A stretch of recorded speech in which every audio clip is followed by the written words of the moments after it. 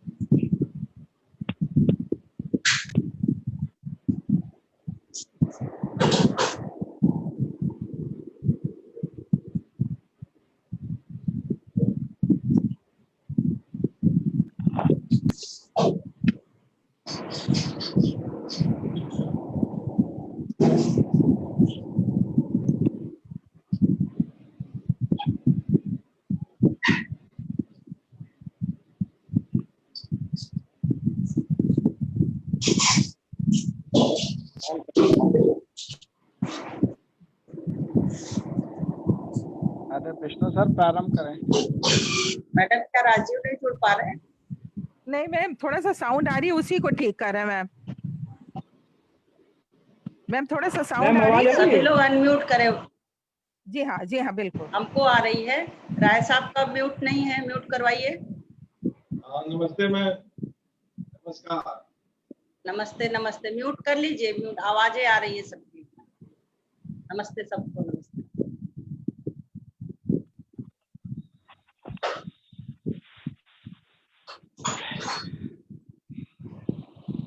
राजीव साहब शुरू कर रहे हैं।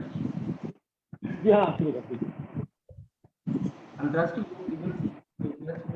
गांधी राष्ट्रीय स्नातकोत्तर महाविद्यालय बांगरमऊ उन्नाव के तत्वावधान में आज हम योग शिविर और योग दर्शन के एक व्याख्यान का आयोजन कर रहे हैं। आप सभी प्रतिभागियों और सम्मानित अतिथियों का हार्दिक स्वागत और अभिनंदन है।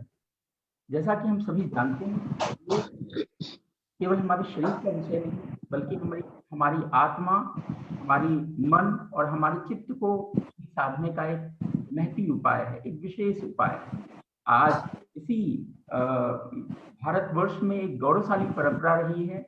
योग को विभिन्न रूपों में, व्रत, साधना, अन्य कई रूपों में इसको हमारे समाज में, हमारे ऋषियों ने, हमारे महापुरुषों ने इसको अपनाया है और अपने ही जीवन को नहीं बल्कि समाज को महत्वपूर्ण योगदान दिया है। इसी भावना में योग शिविर का आयोजन कर रहे हैं।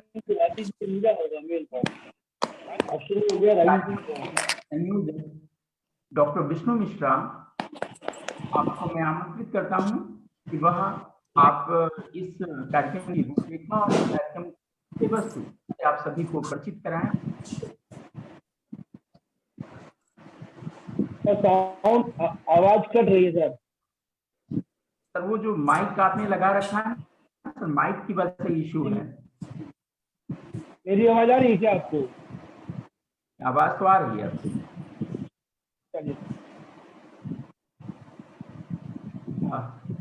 मैं रंजना मैम को आमंत्रित करता हूँ। डॉक्टर रंजना मैम को मैं आमंत्रित करता हूँ।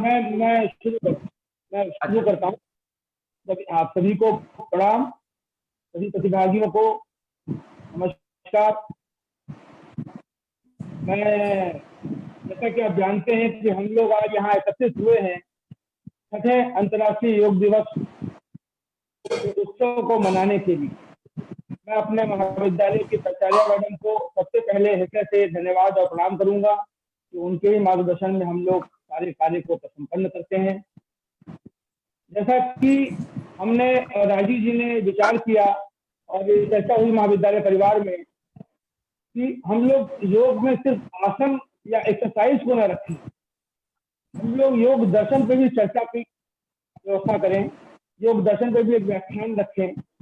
क्योंकि देखिए, योग जो है वो कहता है, योग अर्थ क्या है? योग का अर्थ है समस्त ब्रह्मांड को स्वयं में महसूस करना।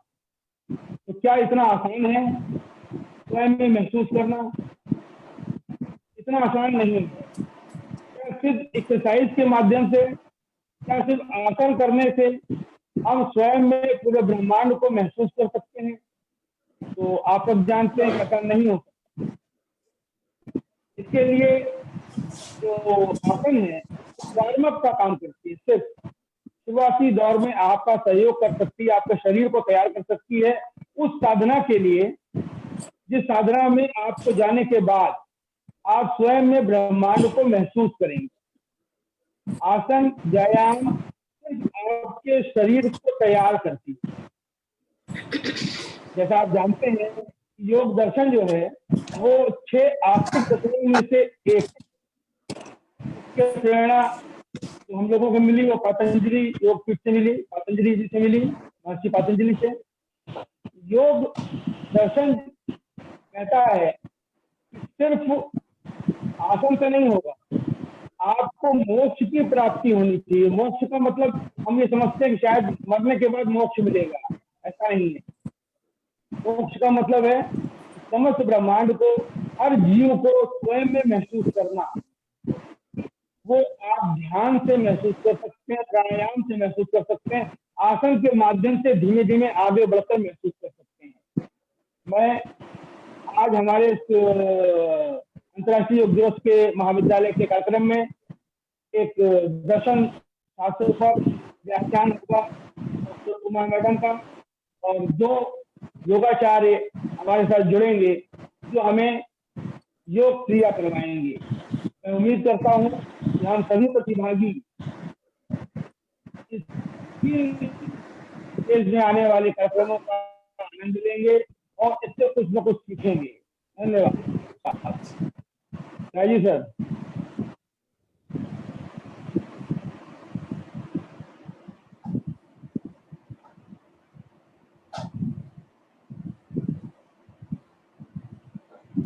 राजीव सर, अब मैं, हेलो, आवाज आ रही है मेरी? जी हाँ, बिल्कुल। हाँ, अब मैं अपने वरिष्ठ साथी इंदिरा मैडम को आमंत्रित करूंगा तो आगे के कार्यक्रम को प्रोसीड करें। आदरणीय इंदिरा मैडम। धन्यवाद। समस्त इस वेबिनार में उपस्थित समस्त विद्वज्जन, सम्मानित वक्तागण, सम्मानित प्राचार्य मैम और उपस्थित समस्त विद्वज्जन, आप सभी को इस अंतर्राष्ट्रीय योग दिवस की हार्दिक शुभकामनाएं और मेरा अभिवादन। आज हम अंतर्राष्ट्रीय योग दिवस को मनाने यहाँ उपस्थित हुए हैं। ये हमारा कितना सौभाग्य है कि इस दिवस को हम राष्ट्रीय ही नहीं, हम अंतर्राष्ट्रीय स्तर पर मनाते हैं। इसका अर्थ है योग। योग क्या है? हम जो चीज जो हम राष्ट्र नहीं, जब हम अंतरराष्ट्रीय पटल पे इसे मनाते हैं, इसका अर्थ है कि भारतीय मनीषा ने अंतरराष्ट्रीय विश्व पटल पर अपनी उस बुद्धि का, अपनी उस आस्था का यशगान किया है जो अर्वाचीन है, जो प्राचीन है, जो निरंतर है। उस यशगान का हम निरंतर पालन कर रहे हैं। ये हमारा परम सौभाग्य है। योग, आज इस योग का विषय है हमारा घर पर योग और परिवार के साथ योग, अर्थात हम योग से संयुक्त हो रहे हैं, स्वयं ही नहीं समाज को भी संयुक्त कर रहे हैं और योग से जुड़ रहे हैं। योग क्या है? योग है मुक्ति की 6 संविधाओं सा। वो जो 6 संविधाएं हैं उसमें से एक अंग है योग। योगश्चित्त वृत्ति निरोधा, चित्त की वृत्तियों पर निरोध अर्थात चित्त की वृत्तियों को रोकना ही योग है। वो वृत्तियां जो कि हमारे शारीरिक स्वास्थ्य को प्रभावित करती हैं, हमारे मानसिक स्वास्थ्य को प्रभावित करते हैं। योग हमारी आस्था के साथ साथ अर्वाचीन भी है।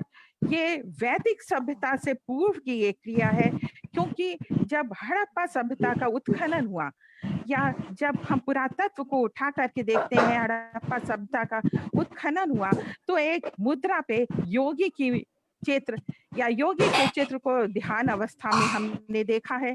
इसका अर्थ है कि हमारे जनमानस में रची बसी है ये विधा, यह योग, यह कार्य, ये मंत्र, जिससे हम अभिभूत भी हैं और जिससे हम शारीरिक और मानसिक सभी तरह का स्वास्थ्य लाभ कर रहे हैं।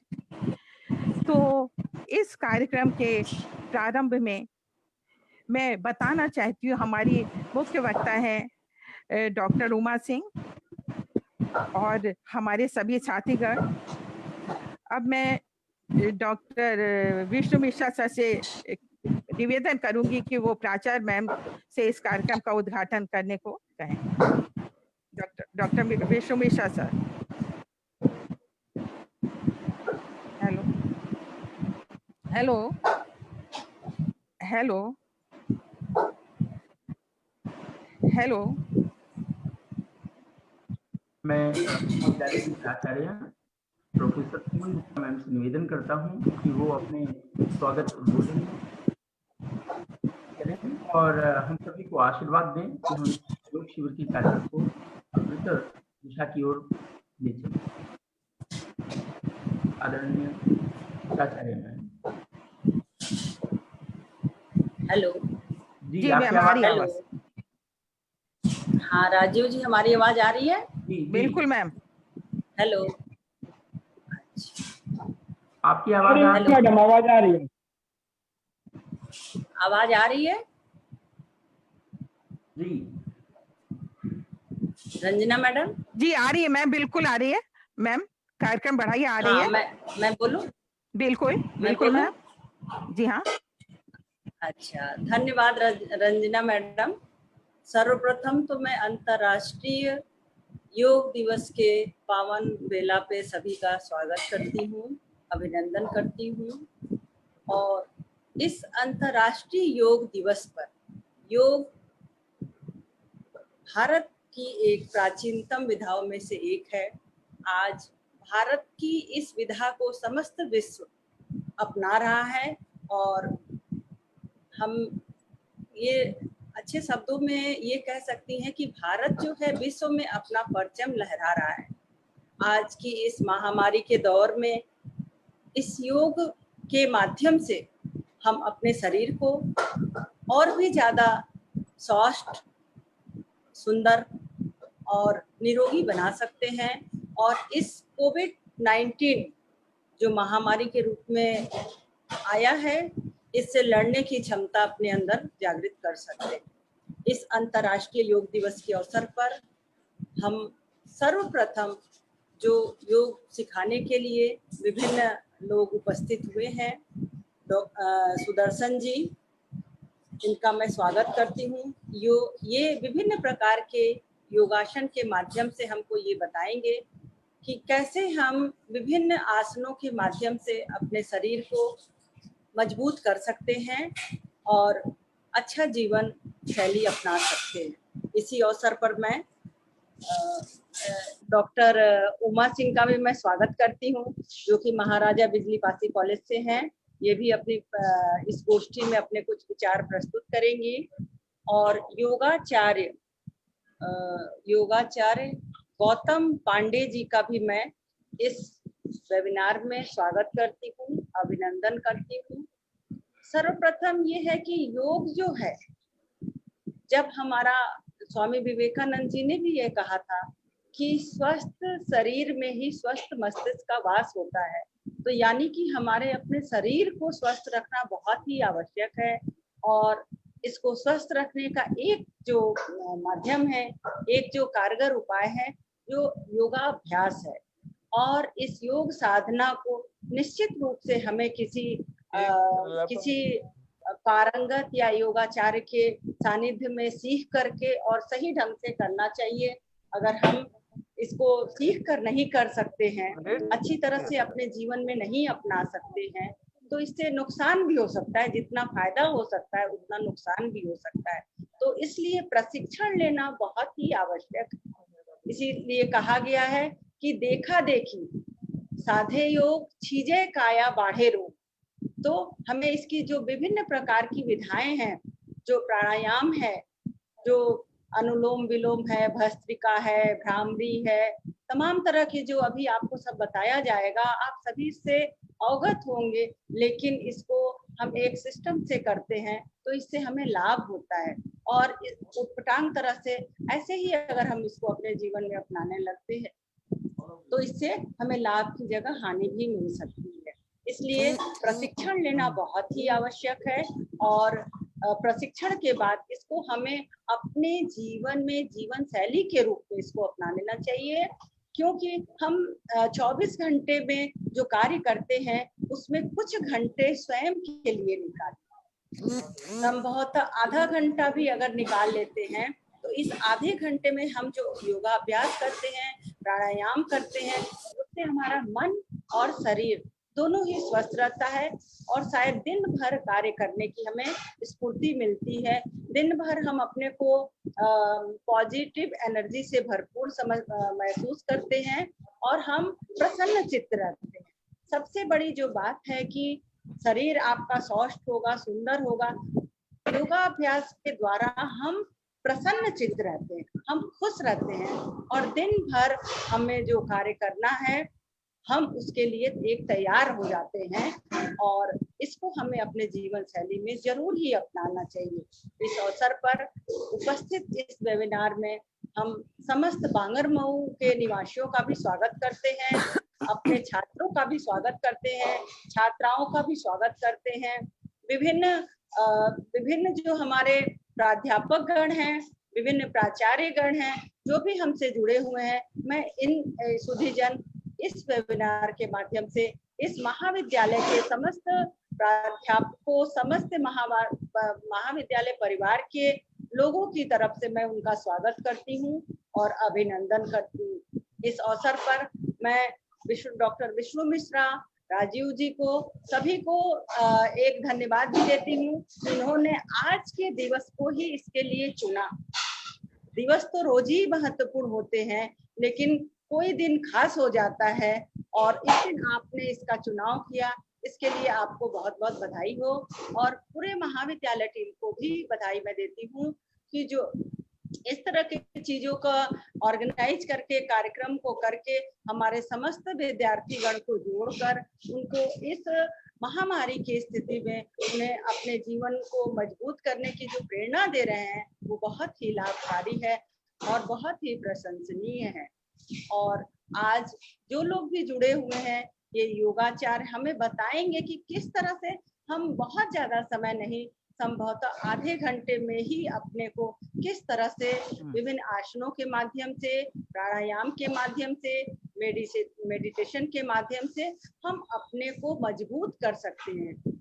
ये योगाभ्यास है आज के समय में इसलिए और ही महत्वपूर्ण हो गया है कि हम अवसाद की स्थिति से गुजर रहे हैं, क्योंकि हम लगभग 2.5 महीने से अपने घरों में बैठे हुए हैं और हमारे जो रोजमर्रा की जिंदगी थी वो ठप है। एक तरह से हमारे विद्यार्थी पढ़ाई परीक्षाओं से वंचित हैं, लेकिन हम इस मंच के माध्यम से कहूंगी कि आपकी परीक्षाएं भी स्वयं अभी ही निकट ही समय में आयोजित होंगी। आप अपनी पढ़ाई को जारी रखें और अपने जीवन में इस योगाभ्यास को शामिल करें और इसको शामिल करते हुए अपने को सकारात्मक सोच को लाते हुए और अच्छे जीवन शैली से जीवन जिए। यही मैं इस अवसर पे सबको शुभकामनाएं देती हूँ। बोलिए, आवाज आ रही है। करती हूँ। धन्यवाद, नमस्कार सभी को। आगे का कार्यक्रम शुरू करें रंजना मैडम। जी हाँ, बिल्कुल। बहुत बहुत धन्यवाद प्राचार्य मैम, आपने अपने विचारों से हमें अवगत कराया। समस्त योग प्रशिक्षकों को चलो ठीक है, हार्दिक अभिवादन। इस समय में सबसे पहले निवेदन कर रही हूँ डॉक्टर उमा सिंह जी से। मैं विदुषी उमा सिंह जी को आमंत्रित करने से पूर्व मैं जरा उनके व्यक्तित्व और कृतित्व से भी आपको परिचित करवाना चाहती हूँ। ये उमा सिंह जी वर्तमान में महाराजा बिजली पासी राजकीय स्नातकोत्तर महाविद्यालय में संस्कृत विभाग में असिस्टेंट प्रोफेसर के पद को सुशोभित कर रही हैं। आपका शोध विषय ही रहा है काव्यशास्त्र परंपरा में विद्याधर विरचित एकावली का योगदान, जो आपने लखनऊ विश्वविद्यालय से किया है। आपकी प्रतिभा का आकलन आप इसी से करिए कि आपके अनेकों कार्य हैं, जैसे 10 शोध पत्र आपके राष्ट्रीय और अंतर्राष्ट्रीय शोध पत्रिकाओं में भी प्रकाशित हुए हैं। 25 राष्ट्रीय अंतर्राष्ट्रीय संगोष्ठियों में शोध परक शोध पत्रों का प्रस्तुतिकरण किया आपने। 2 अंतर्राष्ट्रीय संगोष्ठियों का महाविद्यालय में आयोजन आपने सचिव के रूप में किया है। विद्या वार्ता नामक अंतर्राष्ट्रीय यूजीसी संस्कृत पीयर रिव्यूड शोध पत्रिका में संपादक के रूप में 40 शोध पत्रों का प्रकाशन आपके द्वारा किया गया। अनेकों संस्कृत संभाषण कार्यशालाओं का आप कुशल संचालन करती रही हैं। समसामयिक मुद्दों और आध्यात्मिक मुद्दों पर आपका प्रखर लेखन हम सभी को विदित है। अब मैं उन्हें आदर सहित आमंत्रित कर रहा हूं कि मैं ये बताना चाहती हूँ कि वो परिचित होते हुए भी हमारे लिए विशिष्ट अतिथि हैं। उनके कार्यों का एक अखत लेखा जोखा है और ऐसे अनेकों वेबिनार का वो संचालन भी करती रही हैं। अब मैं उन्हें निवेदन करती हूँ उनसे कि आकर के अपने संभाषण से हमें अवगत कराएं। Doctor Uma Singh madam, doctor Uma Singh madam, मैं आमंत्रित करती हूँ। मेरी आवाज आ रही है? हेलो हेलो, मेरी आवाज है? डॉक्टर उमा, जी हाँ डॉक्टर, जी हाँ जी मैम, आवाज आ रही है मैम? हाँ बिल्कुल आ रही है, बिल्कुल आ रही है। आपका स्वागत है डॉक्टर उमा सिंह जी। धन्यवाद मैम, बहुत बहुत धन्यवाद। इतना सुंदर और अलंकारिक तरीके से आपने मेरा परिचय दिया। मैं इतनी योग्य तो नहीं हूँ, पर आपका बहुत बहुत धन्यवाद मैम। और सर्वप्रथम मैं महाविद्यालय की प्राचार्य प्रोफेसर सुमन गुप्ता मैम को मेरा प्रातः वंदन, अभिवादन और अंतर्राष्ट्रीय योग दिवस की बहुत बहुत शुभकामनाएं। और इसके साथ ही यहाँ पर उपस्थित समस्त स्टाफ, अतिथियों के रूप में उपस्थित योग प्रशिक्षक, प्रतिभागियों, सभी को मेरी तरफ से बहुत बहुत अभिवादन और इस अंतर्राष्ट्रीय योग दिवस की बहुत बहुत शुभकामनाएं। हमारी भारतीय संस्कृति के ज्ञान गर्भ में ऐसे बहुत से बहुमूल्य तत्व हैं जिनको आत्मसात करके हम अपने जीवन को सुकर, सुलभ और उपयोगी बना सकते हैं। इन्हीं भारतीय महत्वपूर्ण तत्वों में योग एक बहुत ही महत्वपूर्ण तत्व है, जो एक शारीरिक, मानसिक तथा आध्यात्मिक प्रक्रिया है। योग बाहर से भीतर की ओर जाने की प्रक्रिया है। योग अज्ञान से ज्ञान की ओर जाने की प्रक्रिया है। योग जीवन जीने की कला तथा अनुशासन है। और योग जो है मनुष्यत्व से ब्रह्मत्व को प्राप्त करने की साधना है। इसी योग के महत्व को दृष्टिगत रखते हुए हमारे माननीय प्रधानमंत्री नरेंद्र मोदी जी ने 27 सितंबर 2014 को अपने संयुक्त राष्ट्र सभा के अभिभाषण में कहा था कि योग जो है वो हमारी भारतीय प्राचीन परंपरा से मिला हुआ एक अमूल्य उपहार है। यह प्रकृति और मनुष्य के बीच सामंजस्य है। यह शरीर और मन के बीच एकता का प्रतीक है। यह योग जो है यह हमें सामंजस्य, दृष्टिकोण और एक विचार प्रदान करता है और साथ ही यह अपने भीतर की एकता की भावना और दुनिया व प्रकृति की खोज के विषय में बताता है। इसी के बाद से ही 21 जून को अंतर्राष्ट्रीय योग दिवस के रूप में घोषित कर दिया गया। पाश्चात्य संस्कृति की अंधी दौड़ में हमारी संस्कृति के बहुत से तत्व जिस प्रकार से काल कवलित हो गए, उसी प्रकार से योग भी काल कवलित हो गया था।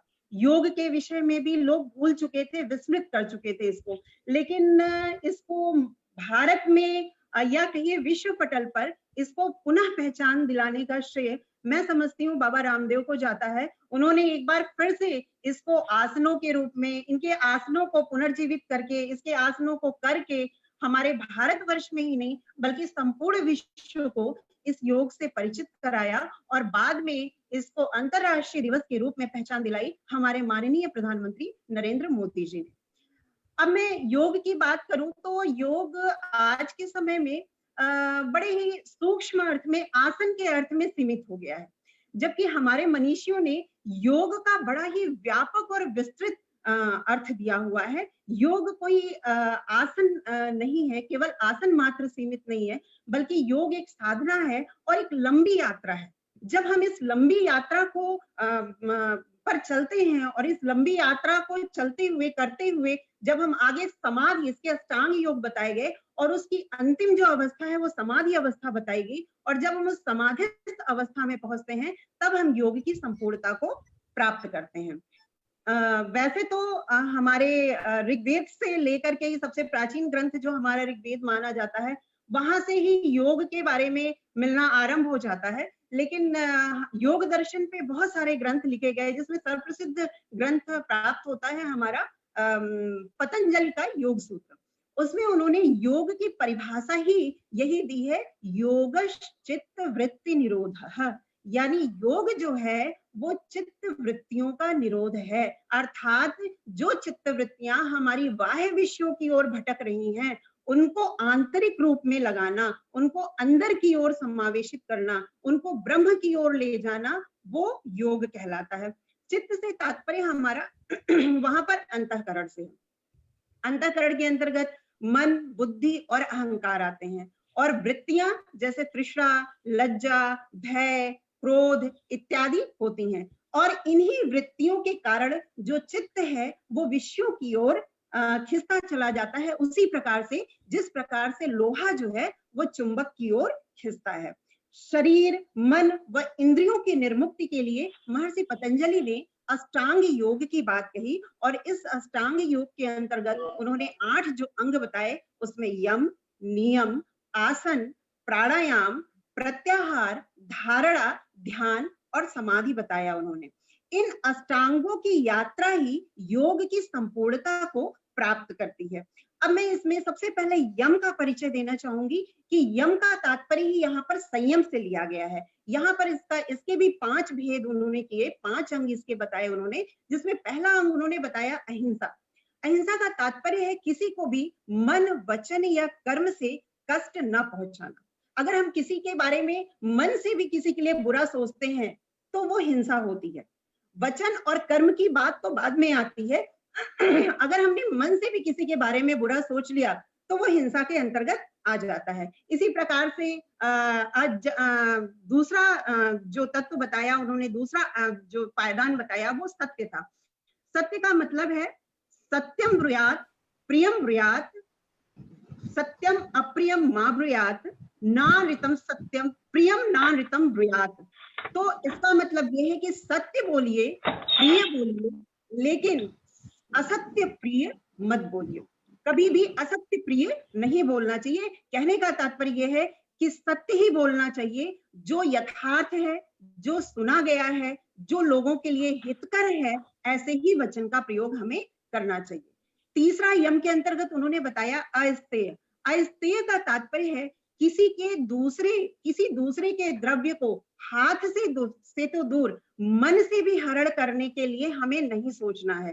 कहते हैं पर द्रव्येषु लोष्ठवत, यानी दूसरे के धन को मिट्टी के ढेले के समान अगर हम समझेंगे तभी हम इस अस्तेय की जो स्थिति है इसको प्राप्त कर सकते हैं। इसके बाद उन्होंने बताया ब्रह्मचर्य। ब्रह्मचर्य का तात्पर्य है इंद्रियों का निग्रह। जब हम अपनी इंद्रियों को अपने वश में कर लेते हैं, देखा जाए तो हमारी इंद्रियां ही समस्त जितने भी दोष होते हैं, जितने भी विकार होते हैं, जितने भी कह लीजिए सांसारिक दुख होते हैं, या आदि भौतिक आदि दैविक जितने भी दुख होते हैं, सबका कारण हमारी ये इंद्रियां ही होती हैं। जब हमारी इंद्रियां हमारे वश में नहीं होती हैं और हम उन इंद्रियों को स्वतंत्र रूप से छोड़ देते हैं अपने विषयों की ओर भागने के लिए, तो वहीं पर सारे क्लेशों का आरंभ शुरू हो जाता है। गीता में भगवान कृष्ण ने कहा कि एक योगी को इस तरह का होना चाहिए कि उसे एक कछुए की तरह होना चाहिए। जिस तरह से एक कछुआ अपने शरीर को जब चाहता है तब अपने कवच के अंदर समेट लेता है और फिर उसको छोड़ देता है, ठीक उसी तरह से एक योगी को जब भी उसकी इंद्रियां बाह्य विषयों की ओर भागे तो उसको उसके अंदर ये इतना सामर्थ्य होना चाहिए, उसके अंदर इतनी ये दृढ़ता होनी चाहिए कि वो अपनी इंद्रियों को उस कछुए के समान अपने इंद्रियों को वश में कर सके। इसके बाद उन्होंने बताया यम के अंतर्गत जो अंतिम तत्व बताया वो कहा अपरिग्रह। अपरिग्रह का तात्पर्य है कि विषयों का अर्जन और रक्षण न करना, यानी जितनी हमें आवश्यकता है। कहते हैं हमारी भारतीय संस्कृति कहती है कि हमारी बुभुक्षा जितने में शांत हो जाए, हमें सिर्फ उतना ही अर्जन करना चाहिए। अगर हम उससे अधिक वस्तुओं का अर्जन करते हैं या उसका संरक्षण करते हैं तो ये हिंसा है, ये पाप है और ये नियमों के, शिष्ट के नियम के अनुकूल है, प्रतिकूल है।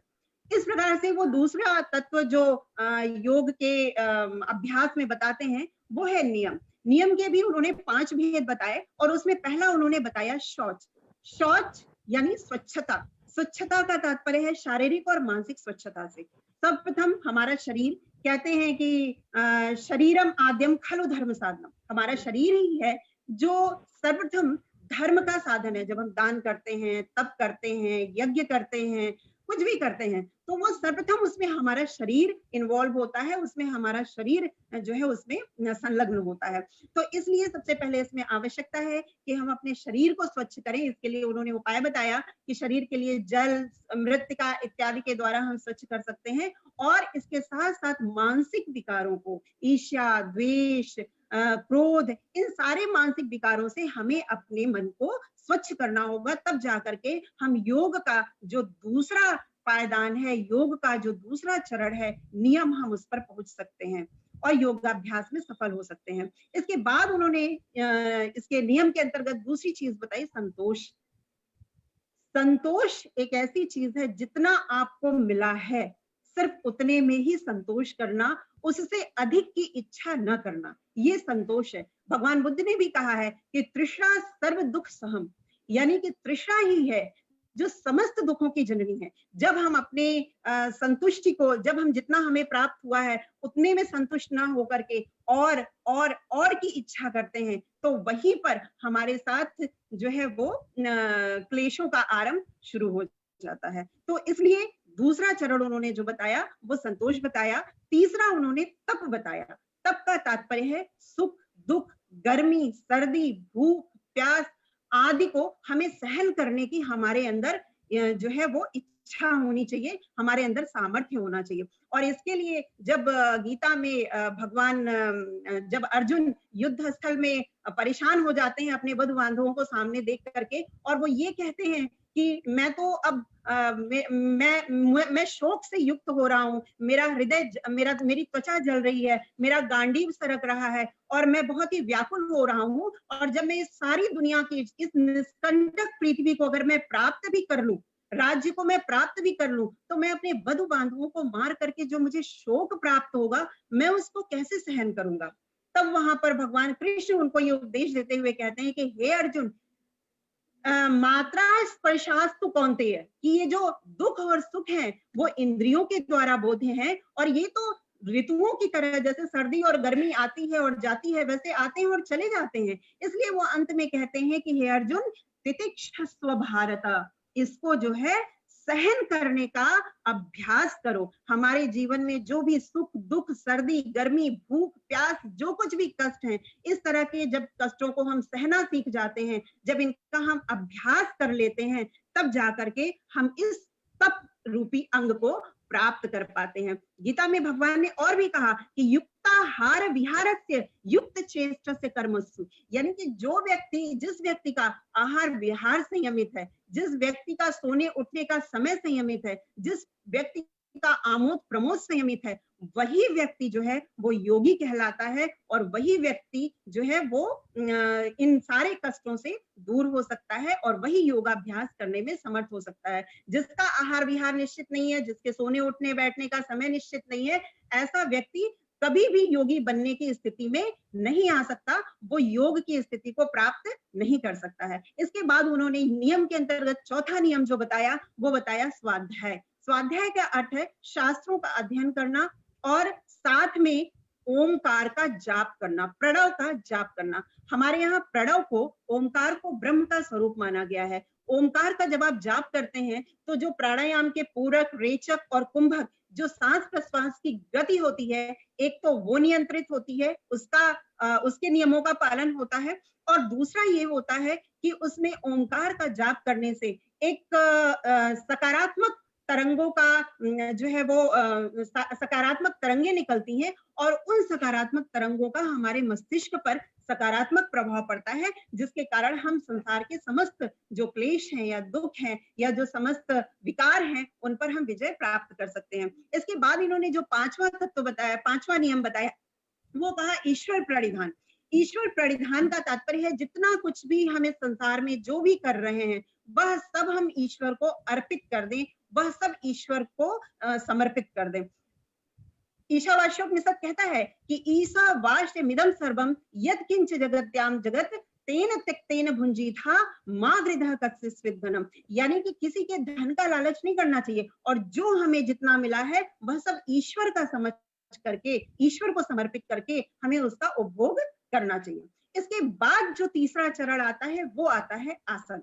इन दो जब नियमों को हम पार करते हैं तब जाकर के तीसरे चरण पे हम आसन पर पहुंचते हैं, जिसका आज के समय में सर्वाधिक उपयोग हो रहा है कि योग करिए, स्वस्थ रहिए, योग करिए, अपनी प्रतिरोधक क्षमता को बढ़ाइए, इसी चीज की बात की जा रही है। योग के विषय में कहा गया स्थिर सुखम आसन, यानी आसन वह है जो जिसमें हमें हमारे शरीर को सुख मिले और हमारे मन को शांति मिले। शरीर को सुख मिले, जैसे कि हम जब हम मंडूकासन करते हैं या जब हम हलासन करते हैं, इस तरह के, या हम उष्ट्रासन करते हैं, इस तरह के आसनों से शारीरिक कष्टों का निवारण होता है। और जब हम वज्रासन करते हैं, कमलासन करते हैं, सिद्धासन करते हैं, या फिर हम सिद्धासन करते हैं, इन सब चीजों से हमारा जो मस्तिष्क है वो शांत होता है। इसलिए इन दोनों चीजों के लिए, शारीरिक और मानसिक शांति और विकारों को दूर करने के लिए हमारे योग के अंतर्गत योगासन की बात कही गई है। गीता में भगवान कृष्ण ने योग का जो आसन है वो किस प्रकार होना चाहिए इसका उल्लेख करते हुए इन्होंने कहा, शुचौ देशे प्रतिष्ठाप्य स्थिरम आसनम आत्मनः नात्युच्छ्रितम नाति नीचम चैलाजिन कुशोत्तरम तत्रैकाग्रम मनः कृत्वा यत चित्तेन्द्रिय प्रियः, यानी जब हम योगाभ्यास करते हैं उस समय योगी को एकांत स्थान में किसी भूमि पर कुशा बिछा देना चाहिए और उस कुशा पर मृगछाला बिछा करके उसके ऊपर उसको मुलायम वस्त्र बिछा देना चाहिए और फिर उस पर उसको योगाभ्यास के लिए बैठना चाहिए। वह आसन ना तो बहुत ऊंचा होना चाहिए, वह आसन ना तो बहुत नीचा होना चाहिए, और वह आसन किसी पवित्र स्थान में होना चाहिए। इस प्रकार के आसन पर बैठ करके उसे दृढ़ता पूर्वक अपने मन को एकाग्र करना चाहिए। उसी में वो आगे कहते हैं कि जब योग आसन पे हम बैठते हैं तो वहां पे हमारे शरीर की अवस्था कैसी होनी चाहिए, तो वहां पे वो कहते हैं समम काय शिरोग्रीवम धार्यन चलम स्थिरः संप्रेक्ष्य नासिकाग्रम स्वदिशान अवलोकयम, यानी योगाभ्यास करने वाले को चाहिए कि उसका सिर, उसका शरीर बिल्कुल सीधा हो, यानी शरीर, गर्दन और सिर तीनों एक दिशा में हो, एक बिल्कुल सीध में हो, और नाक के अगले सिरे पर वह अपनी दृष्टि को लगाए, अपना एकाग्र करे, और इस प्रकार से वह अविचलित मन से वहां पर अपने को स्थिर करे और योग के लिए, योगाभ्यास के लिए उद्यत हो। इसके बाद इन्होंने चौथा जो अंग बताया योग का वो था प्राणायाम। प्राणायाम का तात्पर्य होता है कि तीन प्रकार के जो प्राणायाम जब हम करते हैं तो तीन प्रकार के श्वास बताए गए, कुंभक, रेचक और जो है वो पूरक। इनके द्वारा, कुंभक, रेचक और पूरक के द्वारा हम अपनी श्वास और प्रश्वास गति पर नियंत्रण रखते हैं। जब हम अपनी श्वास और प्रश्वास गति पर नियंत्रण रखते हैं तो हमारे इस अभ्यास के द्वारा जो विवेक ज्ञान के ऊपर आवरण होता है उसके दोष दूर हो जाते हैं। तो हमें सबसे पहले अपने योग की संपूर्ण मुद्रा को प्राप्त करने के लिए हमें सबसे पहले अपने श्वास प्रश्वास पर नियंत्रण रखना है। इसके बाद हम उसके आगे की स्थिति प्रत्याहार पर पहुंचते हैं। पांचवा जो तत्व बताया, पांचवा जो अंग बताया उन्होंने, वो प्रत्याहार बताया। और इसमें उन्होंने बताया कि जब हमारी इंद्रियां, जब हम श्वास प्रश्वास पर गति प्राप्त कर लेते हैं तो हमारी जो इंद्रियां हैं वो बाह्य विषयों से, जो अभी तक भटक रही थी बाह्य विषयों में, वो बाह्य विषयों से हटकर चित्त के समान वो निरुद्ध हो जाती हैं, अर्थात वो अंतर्मुखी हो जाती हैं, और वो धीरे धीरे हम जो है उस अंतः स्वरूप को महसूस करने लगते हैं। और इसके बाद उन्होंने जो छठा अंग बताया वह था धारणा। धारणा का अर्थ उन्होंने बताया देश बंध चित्तस्य धारणा, यानी हम किसी स्थान विशेष पर शरीर के किसी अंग पर, चाहे वो नासिका का अग्रभाग हो, चाहे वो जिह्वा का अग्रभाग हो, हम यहाँ पर अपना जो चित्त है उसको लगाएं। क्योंकि जो हमारा मन है वो सबसे ज्यादा चंचल है। जब हम बैठते हैं किसी भी कार्य को करने के लिए, आपने देखा होगा यहाँ पे बहुत सारे विद्यार्थी भी हैं, और अक्सर कहते हैं कि मेरा मन नहीं लगता, तो तात्पर्य ये है कि मन नहीं लगता, मन चंचल है। कहा गया है जो है कि शिव संकल्प सूक्त में भी कहा गया है कि यद जागृतो दूरम उदयति तदु तथैव सुप्तस्य एति, यानी यह जिस प्रकार से जागते हुए चलता है उसी प्रकार से यह सोते हुए भी भागता है। तो मन को वायु से भी अधिक वेगवान बताया गया है। और गीता में भी भगवान ने कहा कि अगर यह जो मन है, असंशयम महाबाहो मनो दुर्निग्रहम चलम, यानी यह जो मन है वो वास्तव में बहुत चंचल है और इसको हम कैसे नियंत्रित कर सकते हैं, उन्होंने बताया अभ्यासेन, अभ्यास के द्वारा। जब हम बार बार हमारा मन भटकता है, बार बार हमारा मन इंद्रियों के विषयों के साथ भटक जाता है, तो हम बार बार जब अपने मन को ला करके केंद्रित करते हैं किसी इष्ट पर, किसी सदुपयोगी वस्तु पर, तो हमारा मन जो है वो धीरे धीरे जो है वो ध्यान की अवस्था में जाता है और वो केंद्रित होने लगता है। तो इस प्रकार से इन्होंने यहाँ पर जो है वो जो 7वां तत्व बताया वो उन्होंने बताया ध्यान। जो 7वां योग का जो 7वां पायदान, 7वां चरण, 7वां अंग बताया वो ध्यान बताया। और इन्होंने कहा तत्र प्रत्येकतानता ध्यानम, यानी यह जो चिरकाल तक जब हम अभ्यास कर लेते हैं अपनी इंद्रियों को वश में रखने का, अपने मन को वश में रखने का, तो हमारा जो चित्त है वो समस्त वृत्तियों से अवरुद्ध हो जाता है और हमारा मन धीरे धीरे उस परम ब्रह्म में जो हमें समस्त इस सांसारिक भौतिक सुखों और क्लेशों से दूर करता है, उस परम ब्रह्म में हमें ले जा करके सन्नद्ध कर देता है, लगा देता है। और 8वां तत्व उन्होंने बताया, 8वां जो चरण बताया वो बताया समाधि।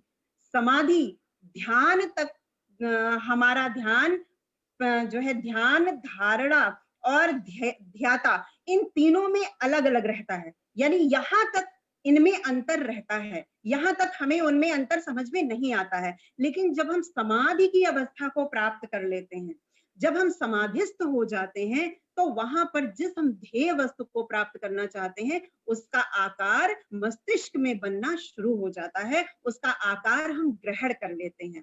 इस प्रकार से समाधि ही है जहां पर हम पहुंच करके योग की संपूर्णता को प्राप्त कर लेते हैं। इस प्रकार से उपयुक्त जो 8 अंग बताए उन्होंने, ये जब हम इन 8 अंगों का अभ्यास करते हैं तो हमारा चित्त जो है वो समस्त जो क्लेश हैं, समस्त जो कल्मश हैं, उन सब से निवृत्त हो जाता है और शारीरिक भोगों से हट करके वैराग्य की ओर उन्मुख होने लगता है। श्वेताश्वतर उपनिषद में कहा गया कि तीनों अंगों को सीधा करके, यानी सिर और पीठ और जो है वो गर्दन, तीनों अंगों को सीधा रख करके इंद्रियों को मन के साथ हृदय में प्रवेश करें और ओंकार की नौका पर आरूढ़ होकर के ओंकार का जाप करते हुए भय लाने वाले सारे प्रवाहों को पार हो जाए। अभ्यास करते हुए कुश के आसन पर जब आप बैठते हैं तो उस समय आपको धुआं, सूर्य, अग्नि, जुगनू, विद्युत, स्फटिक, चंद्र इत्यादि दृष्टिगोचर होते हैं। कभी आपने अगर कभी आप ध्यान की मुद्रा में बैठे हो तो आपने देखा होगा कि पहले तरह तरह के विचार आते हैं और उन विचारों के बाद धीरे धीरे जब हमारा मन शांत होता है तो हमारे मस्तिष्क में एक ज्योति सी निकलती है। ज्योति का तात्पर्य है कभी हमें बिजली दिखाई पड़ती है, कभी हमें अंधेरा दिखाई पड़ता है, कभी हमें प्रकाश दिखाई पड़ता है, तरह तरह के चित्र बनते हैं उस समय जब हम ध्यान की अवस्था में बैठते हैं तो। और फिर इसके बाद जब हम पूरी तरह से ध्यानस्थ होते हैं तो उस समय ये सारे चित्र हमारे मस्तिष्क से हट जाते हैं और हमारा मन शांत हो जाता है और ब्रह्म का प्रकाश होता है। मैं यहाँ तक की अवस्था पे, मैं भी जब कभी ध्यान करती हूँ तो मैं यहाँ तक की अवस्था पे पहुंची हूँ कि जब वो चित्र आते हैं और वो चित्र चले जाते हैं, यहाँ तक की अवस्था पे पहुंची हूँ। इसके बाद की अवस्था बहुत कठिन होती है, उस अवस्था को प्राप्त करना बड़ा कठिन होता है और वहां तक मैं अभी तक ध्यान की मुद्रा में नहीं पहुंच पाई हूँ। इसके बाद कहते हैं कि जो पंच तत्व होते हैं उन पर जय होता है, शरीर हमारा हल्का और निरोगी हो जाता है, मुख पर कांति आती है, स्वर मधुर हो जाता है और इसके बाद ब्रह्म का साक्षात्कार होता है।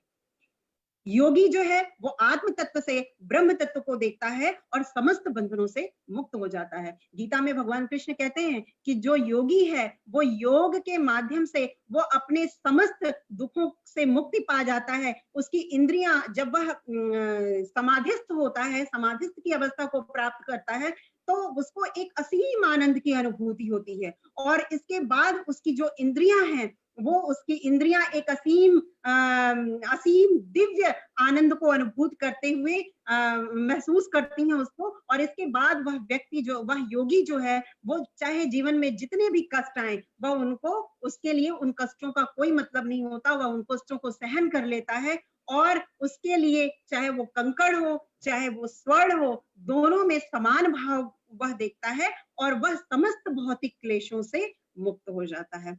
इस प्रकार योग केवल एक, मैं यही कहना चाहूंगी कि केवल एक शारीरिक क्रिया नहीं है, बल्कि मनेंद्रिय के द्वारा जब हम समस्त इंद्रियों को अपने वश में कर लेते हैं, जब वह वश में हो जाता है, तो समस्त भौतिकता से अध्यात्म की ओर जाने की प्रक्रिया का नाम योग है। प्रकृति से सामंजस्य बिठाने की प्रक्रिया का नाम योग है। शारीरिक और मानसिक संतुलन बिठाने की प्रक्रिया का नाम योग है। और अंत में मैं कुछ पंक्तियों के साथ अपनी वाणी को विराम देना चाहूंगी। जीवन में यदि रहना है स्वस्थ, योग करो अपने हृदयपस्थ, जीवन का यह अंग बनाकर आदि व्याधि से रहो तटस्थ, तन मन से नित रहो निरोग, शुद्ध विचारों की रक्षा, मन मंदिर में वेद ज्ञान का चलता रहे अजस्र प्रवाह, करो स्वयं को योग अर्पित, औरों को भी करना प्रेरित, जन जन का जब यह लक्ष्य बनेगा तभी राष्ट्र नव उपमान गढ़ेगा। इसी के साथ ही मैं प्राचार्य मैम का और संपूर्ण आयोजक मंडल का और समस्त स्टाफ का बहुत बहुत धन्यवाद ज्ञापित करती हूँ कि आप लोगों ने मुझे इस मंच से बोलने का अवसर दिया और योग के विषय में कुछ आध्यात्मिक रूप से योग को प्रकट करने का अवसर दिया। आप सभी का बहुत बहुत धन्यवाद और आप सभी को बहुत बहुत नमस्कार। बहुत बहुत धन्यवाद उमा मैम, आपने योग की सूक्ष्मता क्रियाओं से भी हमें अवगत कराया, इसके लिए आपका बहुत धन्यवाद, बहुत बहुत धन्यवाद। कर्म योगेन योगी नाम, योगी ही कर्म करने वाले होते हैं। अब मैं राजीव सर को बुलाऊंगी, राजीव सर को आमंत्रित करती हूँ, वो कार्यक्रम को आगे बढ़ाएं। राजीव सर। बहुत बहुत धन्यवाद रंजना मैम। जैसा कि हम सभी को ये जानकारी थी कि हम लोग योग शिविर आयोजित कर रहे हैं और दो हमारे योगाचार्य हम लोगों के साथ जुड़ रहे हैं। एक महाराष्ट्र से योगाचार्य सुदर्शन देव शर्मा जी और एक गुजरात से हमारे साथ गौतम पांडे जी जुड़ रहे हैं। लेकिन कुछ नेटवर्क इशू होने की वजह से सुदर्शन जी अभी हम लोगों के साथ जुड़ नहीं पा रहे हैं, वो कोशिश कर रहे हैं। मैं आगे के कार्यक्रम को ले जाने की ओर, आगे की ओर ले जाने के लिए डॉक्टर विष्णु मिश्रा सर को से निवेदन करता हूं कि वो हमारे अन्य जो गौतम पांडे जी योगाचार्य हैं उनको आमंत्रित करें कि वह हम सभी प्रतिभागियों को योग की शारीरिक क्रियाओं से अवगत करें। Doctor Vishnu Mishra sir. Sir मेरी आवाज आ रही सर? जी जी। अच्छा, पहले तो सबसे पहले मैं डॉक्टर उमा सिंह मैडम को थैंक यू बोलूंगा, धन्यवाद कहना चाहूंगा, क्योंकि उन्होंने बहुत ही अच्छा योग दर्शन पर जो व्याख्यान दिया वो हम लोगों को और शायद प्रतिभागी जितने हैं सबको वहां तक कनेक्ट कर गया कि सिर्फ आसन व्यायाम ही योग नहीं है, ध्यान की तरफ बढ़ना भी बहुत जरूरी है। और क्योंकि हम लोग आज उनके सिर्फ दर्शन पर उनके व्याख्यान को सुन रहे थे और नेक्स्ट टाइम मैं चाहूंगा कि ध्यान पे उनका व्याख्यान के साथ साथ हम लोग उनके साथ ध्यान में भी उतरें, कभी ऐसा अवसर आएगा। और मैं आपसे सिर्फ आप जितने प्रतिभागी हैं आप लोगों को यह बताना चाहता हूं कि हमारे पास गुजरात कच्छ से रतन केयर सेंटर जो कच्छ गुजरात में है वहां से श्री गौतम पांडे जी योगाचार्य हैं, वो कनेक्ट हुए हैं और वो हम लोगों को योग प्रैक्टिस यानी कि आसन का अभ्यास कराएंगे और हम लोग उसमें सब लोग एक साथ आसन का अभ्यास करेंगे। श्री गौतम पांडे जी, गौतम पांडे जी को मेरी आवाज आ रही है? एक मिनट सर, जरा बस एक second.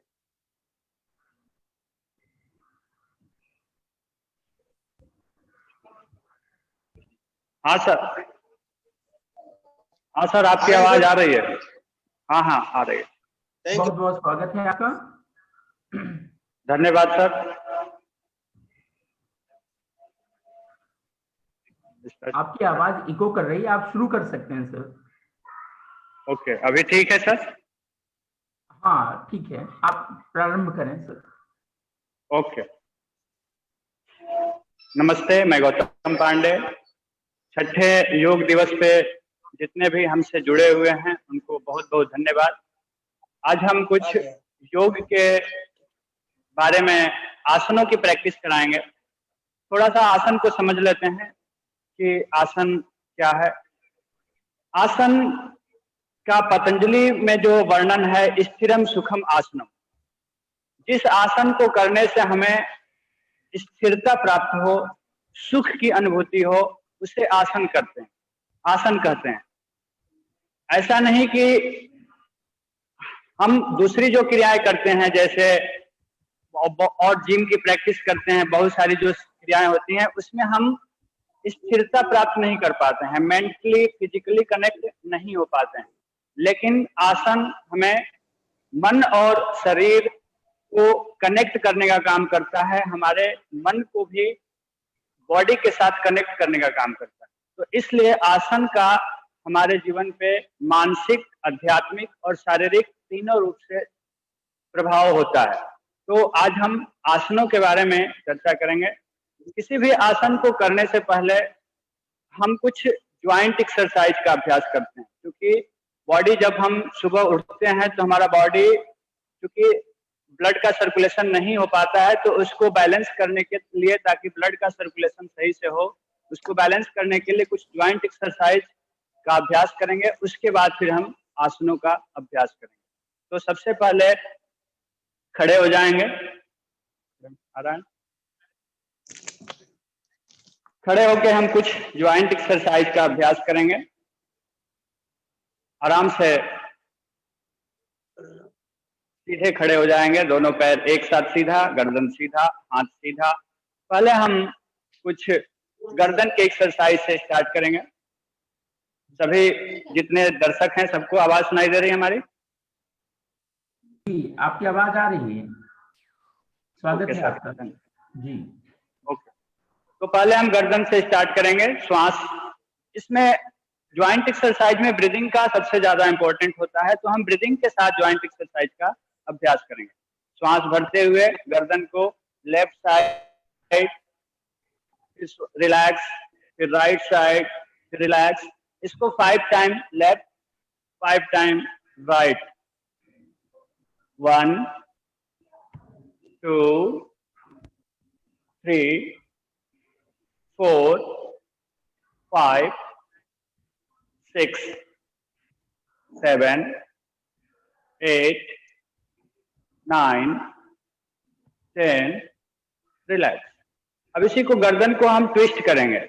Inhale, twist your neck to the left side, relax. Right side की ओर ट्विस्ट करेंगे, रिलैक्स। 1 2 3 4 5 6 7 8 9 10 रिलैक्स। अब गर्दन को पीछे की ओर ले जाएंगे। श्वास भरते हुए पीछे, inhale, band backward, exhale, bend forward. श्वास भरते हुए पीछे, श्वास छोड़ते हुए आगे। 1 2 3 4 5 6। ब्रीदिंग के साथ करेंगे। Inhale, band backward, exhale, bend forward.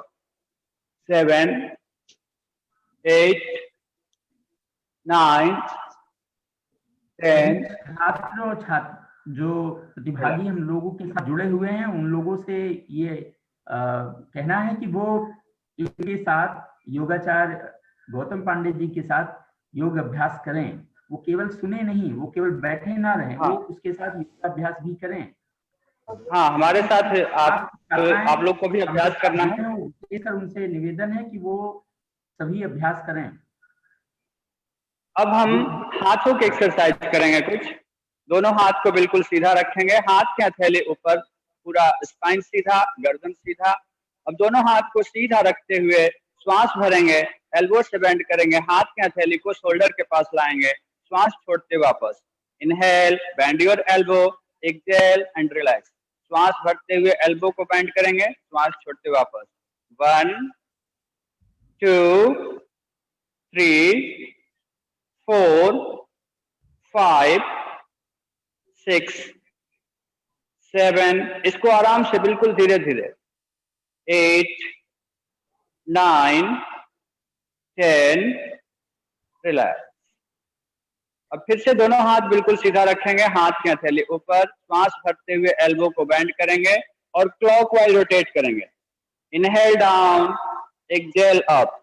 श्वास भरते हुए चेस्ट को एक्सपेंड करेंगे, श्वास छोड़ते हुए जितना संभव हो सकता है अपनी क्षमता अनुसार शोल्डर से रोटेट करेंगे। गर्दन बिल्कुल सीधा होगा, पूरा शरीर सीधा, केवल शोल्डर का रोटेशन करेंगे। श्वास भरेंगे, एक्सपेंड योर चेस्ट, श्वास छोड़ते हुए अपनी क्षमता अनुसार रोटेट करेंगे। 1, इस तरीके से 5 टाइम, 2 3 4 5, इसी को उल्टा अपोजिट। 1 2 3 4 5, रिलैक्स। सीधे खड़े हो जाएंगे, दोनों हाथ को ऊपर उठाएंगे, हाथ को रिस्ट से पकड़ लेंगे, पूरा स्पाइन सीधा, गर्दन सीधा। श्वास भरते हुए एल्बो को बेंड करेंगे लेफ्ट साइड, फिर रिलैक्स। श्वास भरते हुए एल्बो को बेंड करेंगे राइट साइड, फिर relax. Inhale, bend left side, right side. 1 2 3 4 5, relax. दोनों हाथ सीधा, पूरा शरीर सीधा। अब कुछ ट्विस्टिंग के एक्सरसाइज। दोनों हाथ को बिल्कुल सीधा रखेंगे, पूरा स्पाइन सीधा।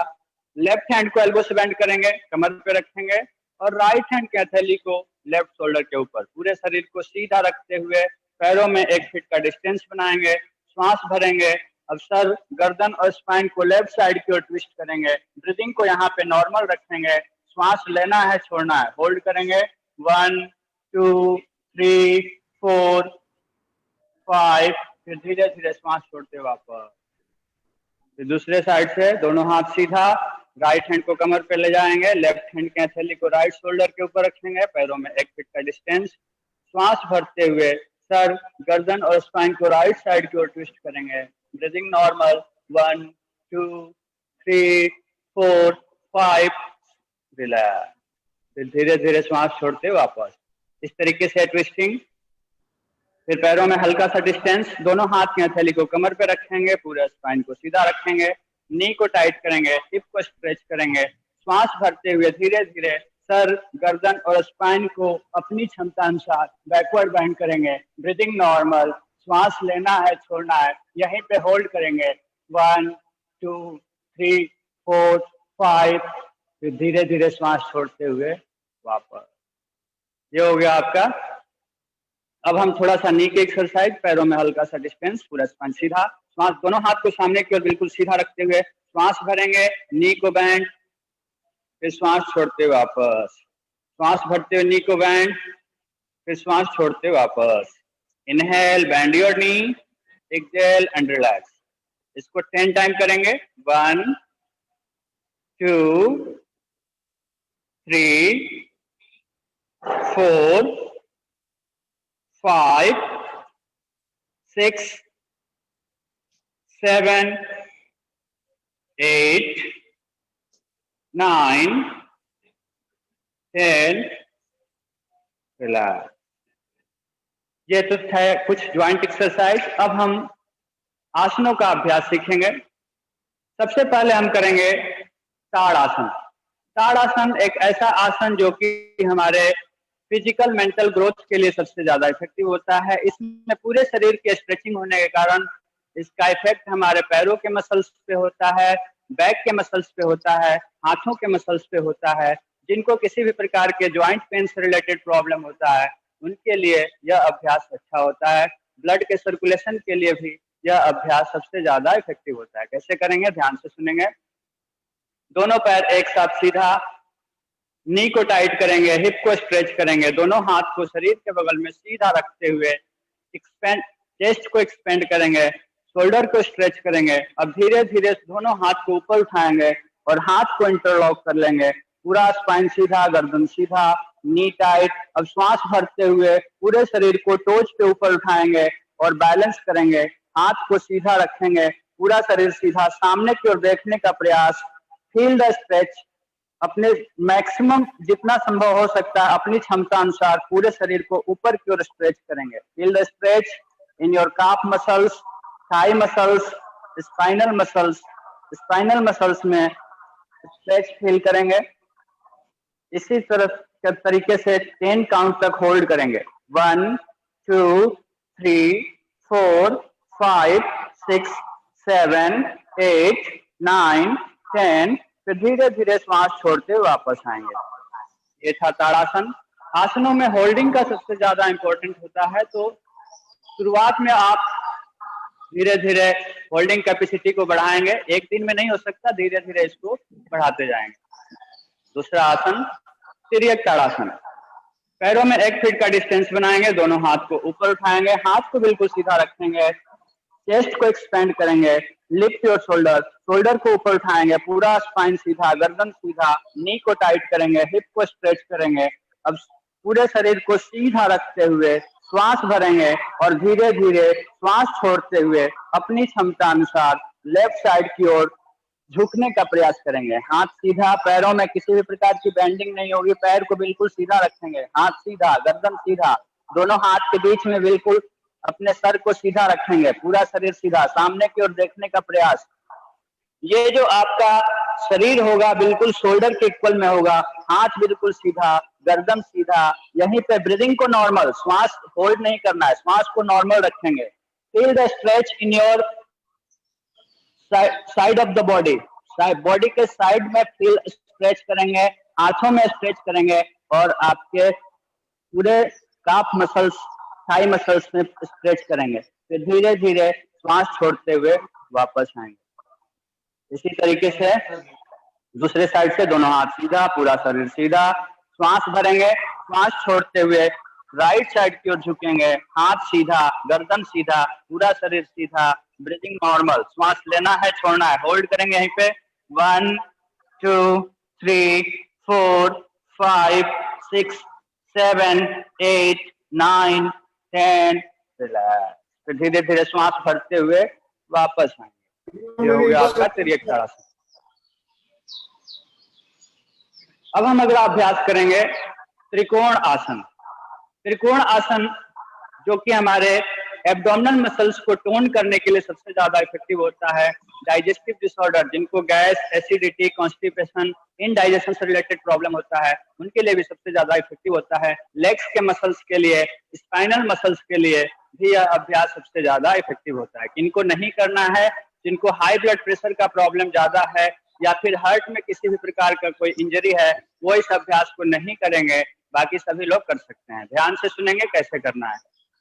लेफ्ट लेग को लेफ्ट साइड की ओर नी से टाइट करके 90 डिग्री के पोजीशन पे सीधा रखेंगे और राइट लेग को लेफ्ट साइड की ओर स्लाइटली स्ट्रेच करते हुए maximum stretch to the right side.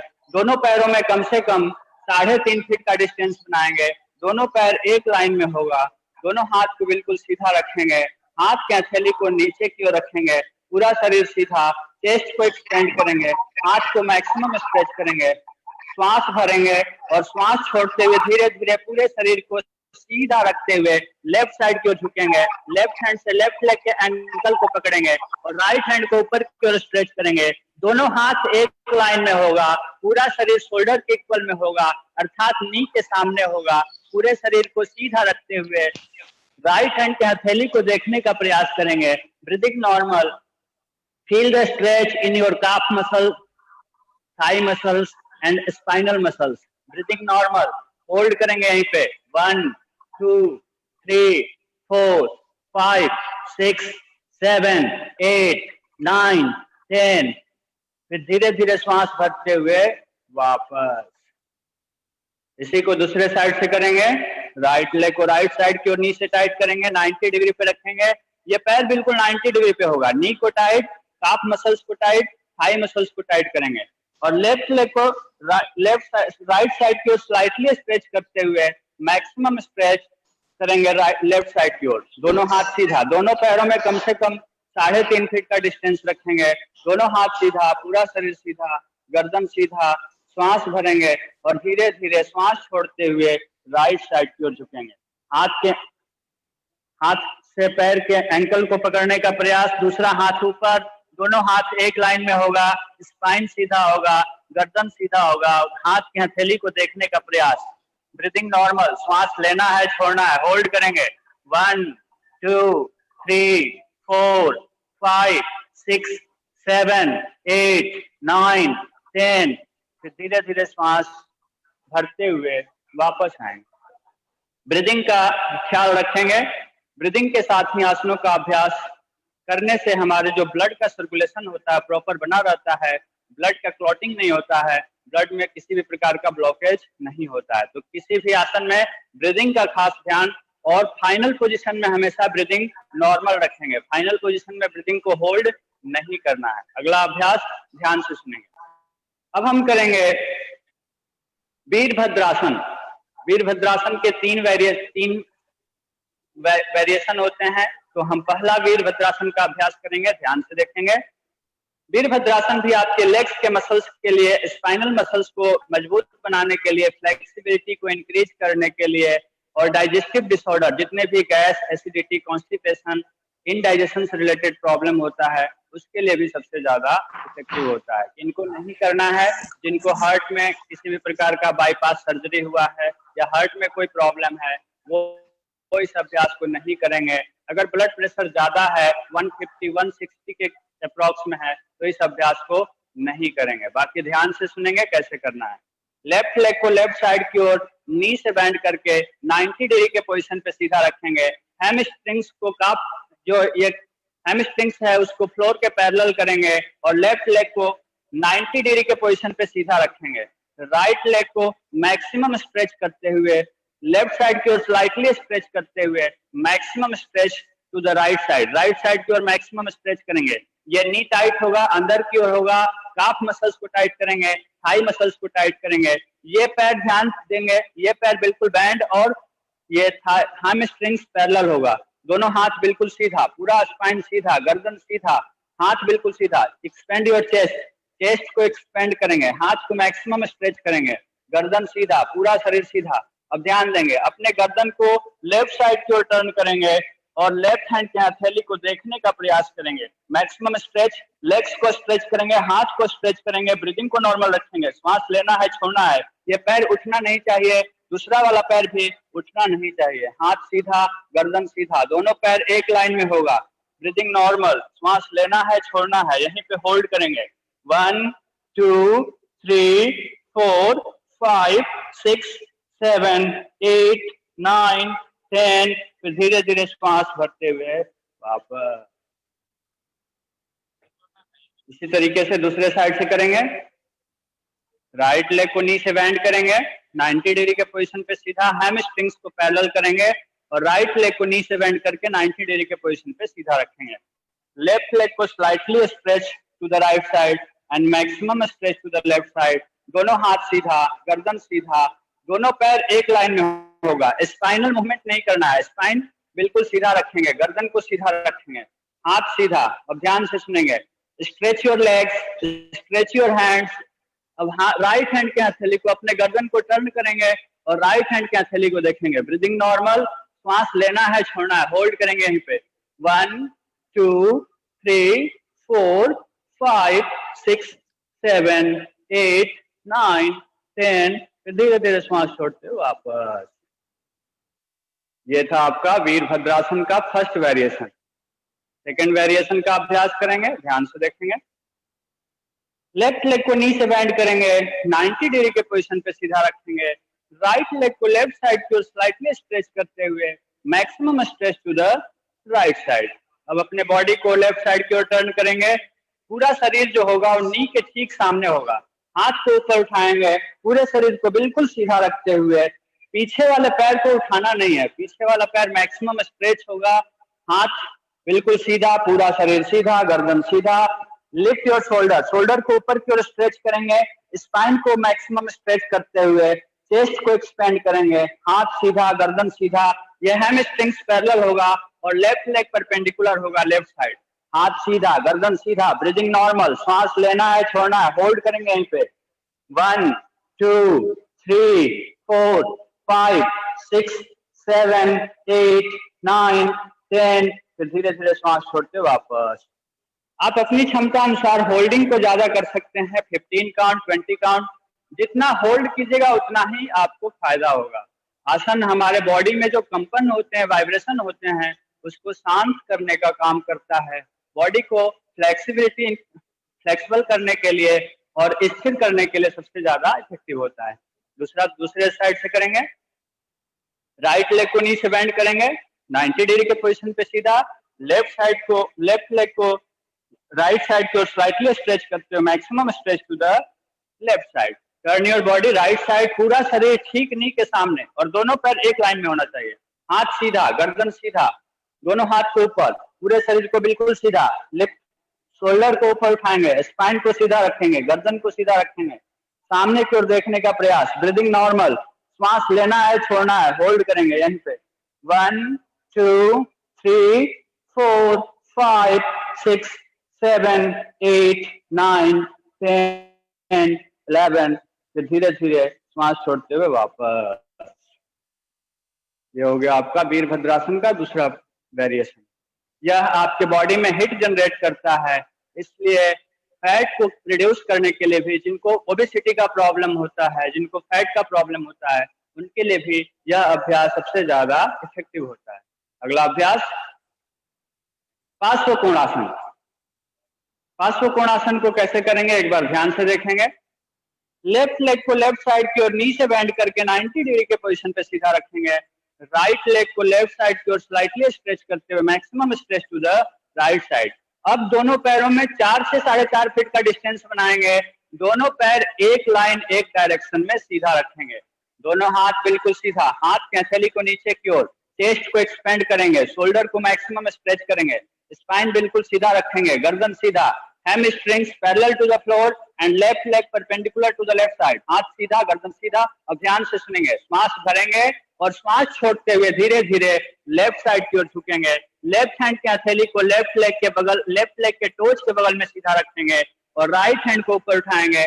हाथ को कान के बगल में टच करके सीधा, पूरा शरीर सीधा, गर्दन सीधा, स्पाइन सीधा।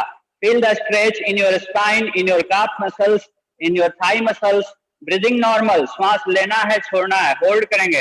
1 2 3 4 5 6 7 8 9 10 11 12 13 14 15। फिर धीरे धीरे श्वास भरते हुए वापस आएंगे। इसी को दूसरे साइड से करेंगे।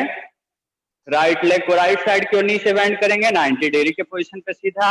हैमस्ट्रिंग्स को पैरेलल करेंगे, राइट लेग को परपेंडिकुलर करेंगे, लेफ्ट लेग को स्लाइटली स्ट्रेच करते हुए maximum stretch to the left side. दोनों हाथ सीधा, गर्दन सीधा, पूरा स्पाइन सीधा। पैरों में कम से कम 4.5 फीट का डिस्टेंस। हाथ सीधा। श्वास भरेंगे, श्वास छोड़ते हुए राइट साइड की ओर झुकेंगे। हाथ की हथेली को टोच के बगल में सीधा, हाथ बिल्कुल सीधा, पूरा स्पाइन सीधा, गर्दन सीधा। Breathing normal. ये पूरा जो शरीर होगा ये ठीक नी के सामने शोल्डर के इक्वल में बैलेंस करेंगे। ब्रीदिंग नॉर्मल, होल्ड करेंगे। 1 2 3 4 5 6 7 8 9 10 11 12 13 14 15। फिर धीरे धीरे श्वास भरते हुए वापस। यह अभ्यास साइटिक पेन के लिए सबसे ज्यादा इफेक्टिव होता है। पैरों के मसल्स को मजबूत बनाने के लिए यह अभ्यास सबसे ज्यादा इफेक्टिव होता है। ब्लड के सर्कुलेशन के लिए, फैट को कम करने के लिए और डाइजेस्टिव डिसऑर्डर के लिए भी सबसे ज्यादा इफेक्टिव होता है। इनको नहीं करना है जिनको किसी भी प्रकार के हार्ट का प्रॉब्लम, हाई ब्लड प्रेशर का प्रॉब्लम है, वो इस अभ्यास को नहीं करेंगे। बाकी सभी लोग कर सकते हैं। अगला अभ्यास ध्यान से सुनेंगे। अब हम करेंगे तिर्यक त्रिकोण आसन। फिर से एक बार ध्यान से पहले देखेंगे। लेफ्ट लेग को लेफ्ट साइड की ओर नीचे टाइट करके 90 डिग्री के पोजीशन पे सीधा, राइट लेग को लेफ्ट साइड की ओर स्लाइटली स्ट्रेच करते हुए maximum stretch to the right side. दोनों पैरों में 3 से 3.5 फीट का डिस्टेंस, दोनों हाथ सीधा, गर्दन सीधा, पूरा स्पाइन सीधा। हाथ की हथेली को डाउनवर्ड पोजीशन में रखेंगे। ये पैर 90 डिग्री पे होगा और दूसरा पैर 60 डिग्री स्लाइटली स्ट्रेच होगा। हाथ सीधा, गर्दन सीधा, पूरा शरीर सीधा। अब हम ध्यान से सुनेंगे। राइट हैंड को श्वास भरते हुए अपोजिट डायरेक्शन में लाएंगे और सर, गर्दन और स्पाइन को लेफ्ट साइड की ओर रोटेट करेंगे। Inhale and right hand to the opposite side and rotate your head, chest and spine to the left side and hold your left leg ankle. Left hand को ऊपर की ओर stretch करेंगे। दोनों हाथ एक लाइन में होगा। हाथ की हथेली को देखने का प्रयास करेंगे। ब्रीदिंग नॉर्मल, हाथ सीधा, गर्दन सीधा। Feel the stretch in your abdominal muscles, calf muscles, thigh muscles. Hold करेंगे, यहीं पे होल्ड करेंगे। 1 2 3 4 5 6 7 8 9 10। फिर धीरे धीरे सांस भरते हुए वापस। इसी को दूसरे साइड से करेंगे। राइट लेग को 90 डिग्री के पोजीशन पे नी से टाइट करेंगे, हिप को स्ट्रेच करेंगे, काफ मसल्स को टाइट करेंगे। लेफ्ट लेग को स्लाइटली स्ट्रेच करते हुए maximum stretch to the left side. दोनों हाथ सीधा, गर्दन सीधा, पूरा स्पाइन सीधा। चेस्ट को एक्सपेंड करेंगे, हाथ को मैक्सिमम स्ट्रेच करेंगे। अब श्वास भरेंगे और लेफ्ट हैंड को श्वास छोड़ते हुए अपोजिट डायरेक्शन में लाएंगे और सर, गर्दन और स्पाइन को रोटेट करेंगे और राइट लेग के एंकल को पकड़ने का प्रयास। राइट हैंड को ऊपर की ओर स्ट्रेच, हाथ की हथेली को देखने का प्रयास करेंगे। ब्रीदिंग नॉर्मल, हाथ सीधा, गर्दन सीधा। होल्ड करेंगे। 1 2 3 4 5 6 7 8 9 10 11 12 13 14 15। फिर धीरे धीरे श्वास छोड़ते हो वापस।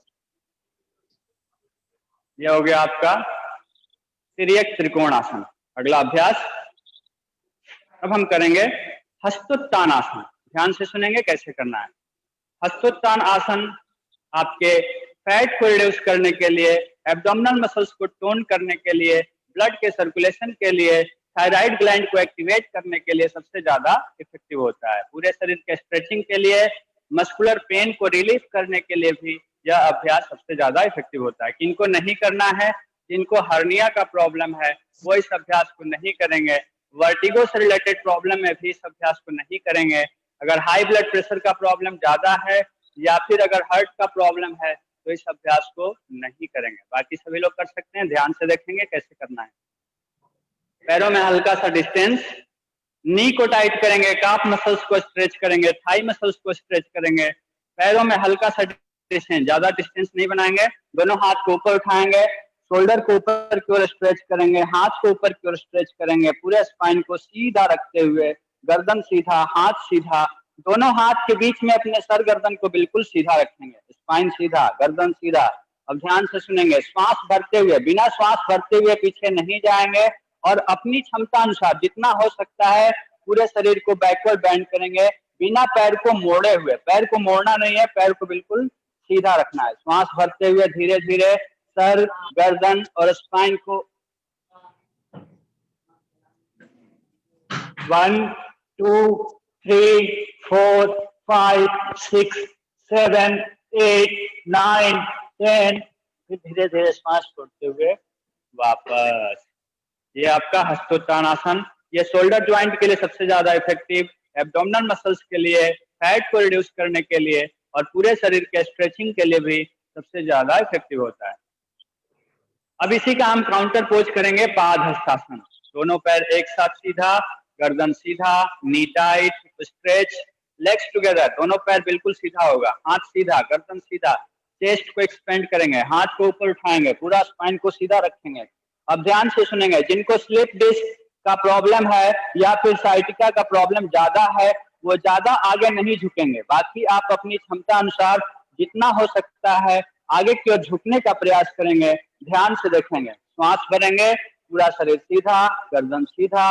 अब श्वास छोड़ते हुए धीरे धीरे स्पाइन को कॉन्केव करते हुए सीधा रखते हुए आगे की ओर झुकेंगे और हाथ के हथेली को फ्लोर पे टच करने का प्रयास करेंगे। जिनको बैक पेन का प्रॉब्लम है वो इससे ज्यादा आगे नहीं झुकेंगे। स्लिप डिस्क साइटिका का प्रॉब्लम है वो ज्यादा आगे नहीं झुकेंगे। बाकी आप जितना हो सकता है आगे की ओर झुकने का प्रयास करेंगे। हाथ के हथेली को फ्लोर पे टच करेंगे और कोशिश करेंगे नोज को नी में टच करने का। पैर सीधा, हाथ सीधा, गर्दन सीधा, ब्रीदिंग नॉर्मल। श्वास लेना है, छोड़ना है। इसमें आपको ध्यान ये रखना है पैर को बैंड नहीं करेंगे, पैर बिल्कुल पीछे की ओर स्ट्रेच करेंगे। नी को टाइट, काफ मसल्स को टाइट, थाई मसल्स को टाइट करेंगे। ब्रीदिंग को नॉर्मल रखेंगे। श्वास लेना है, छोड़ना है। स्पाइन बिल्कुल सीधा, गर्दन सीधा। होल्ड करेंगे 1 2 3 4 5 6 7 8 9 10। फिर धीरे धीरे श्वास भरते हुए वापस आएंगे।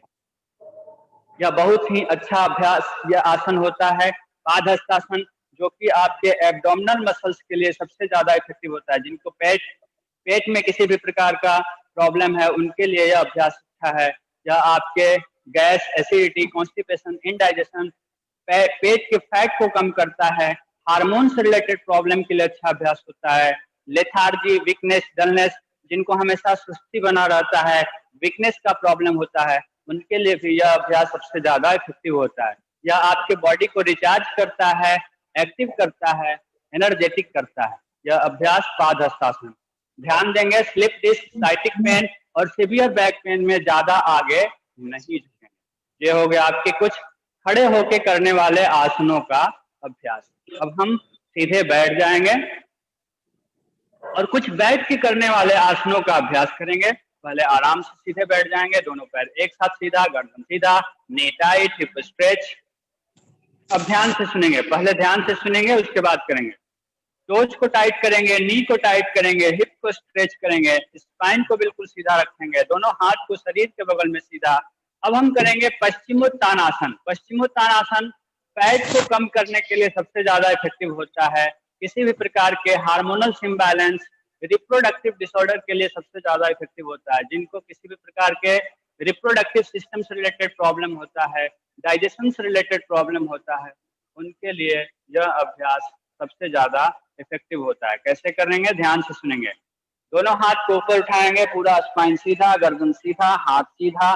दोनों हाथ के बीच में अपने सर गर्दन को बिल्कुल सीधा रखेंगे। स्पाइन को ऊपर की ओर स्ट्रेच करेंगे, चेस्ट को एक्सपेंड, हाथ सीधा। श्वास छोड़ते धीरे धीरे आगे की ओर झुकेंगे।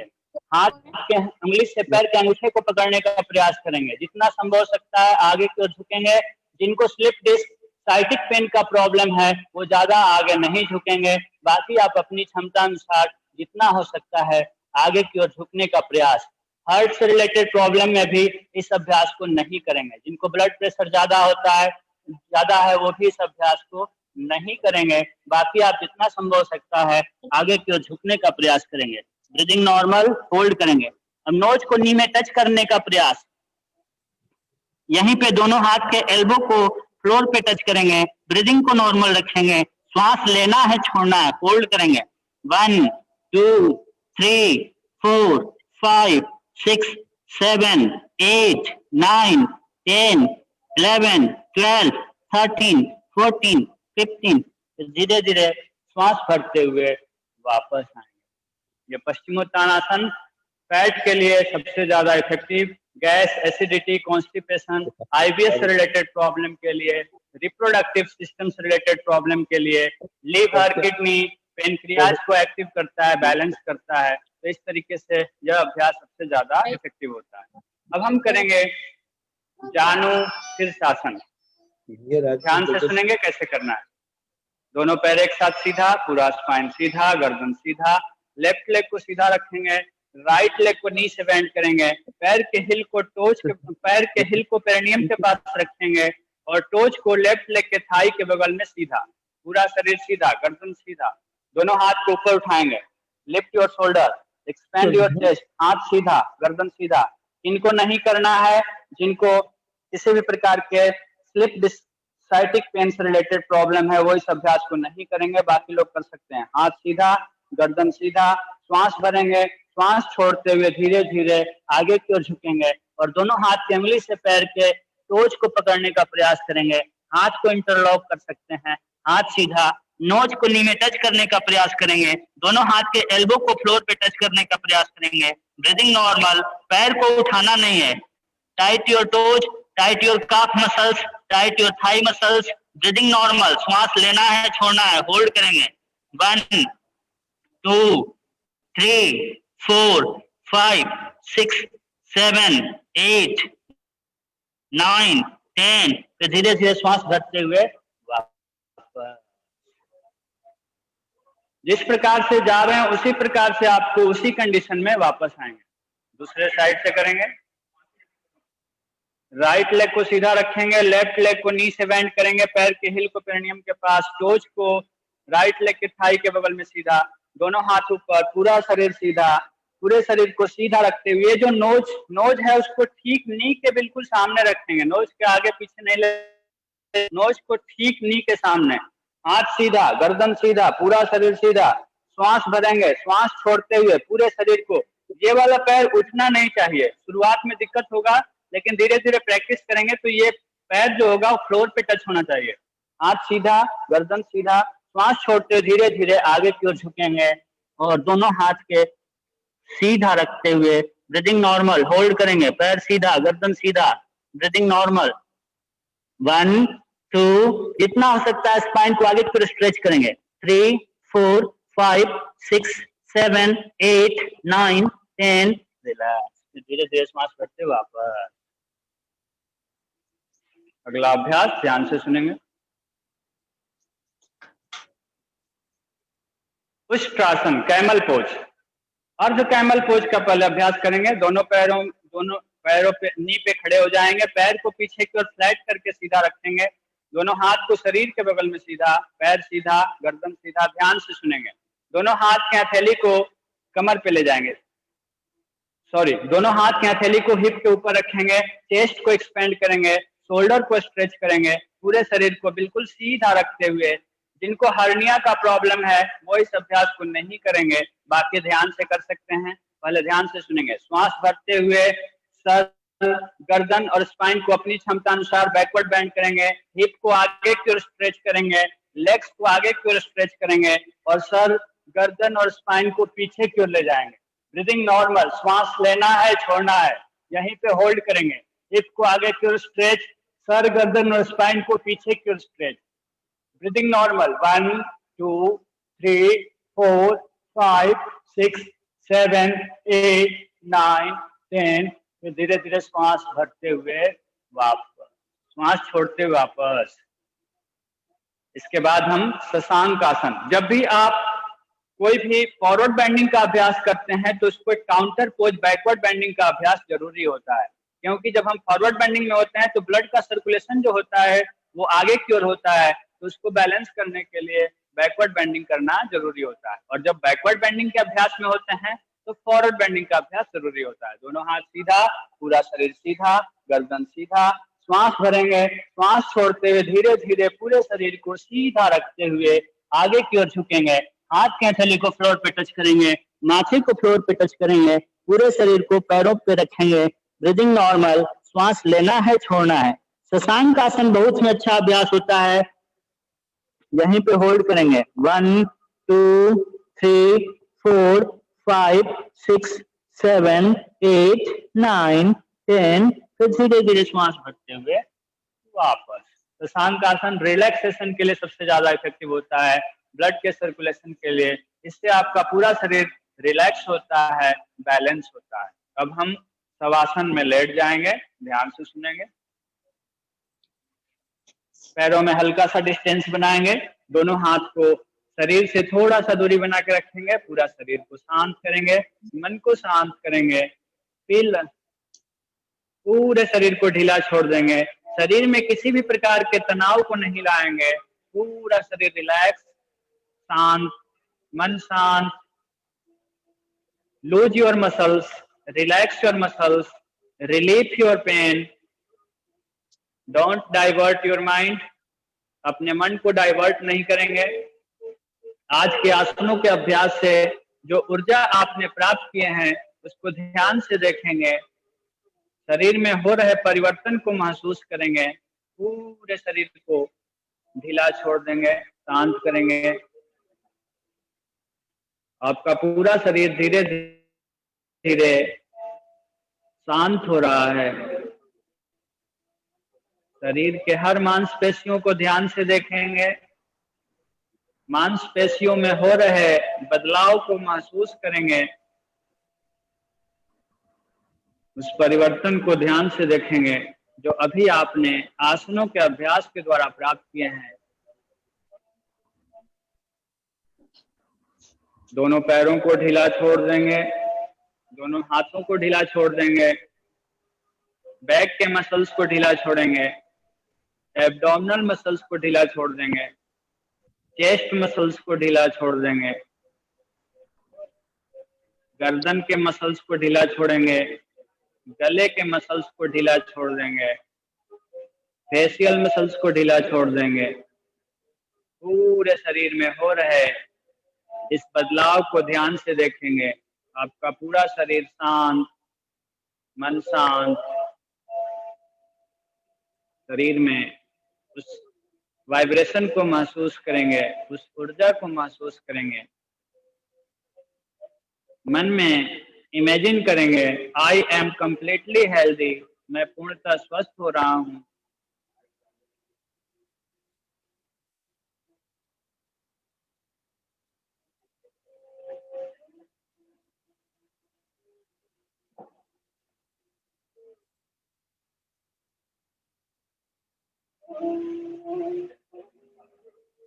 अब धीरे धीरे दोनों पैरों में मूवमेंट करते हुए दोनों पैरों को एक साथ लाएंगे, दोनों हाथ को शरीर के बगल में सीधा, लेफ्ट हैंड को पीछे की ओर ले जाएंगे,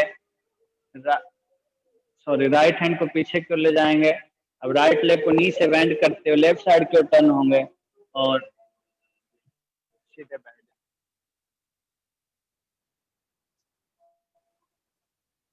धन्यवाद। इस तरीके से आसनों का अभ्यास आप प्रतिदिन करने से आपका पूरा शरीर, पहला नंबर फ्लेक्सिबल, दूसरा शांत होता है, मन शांत होता है।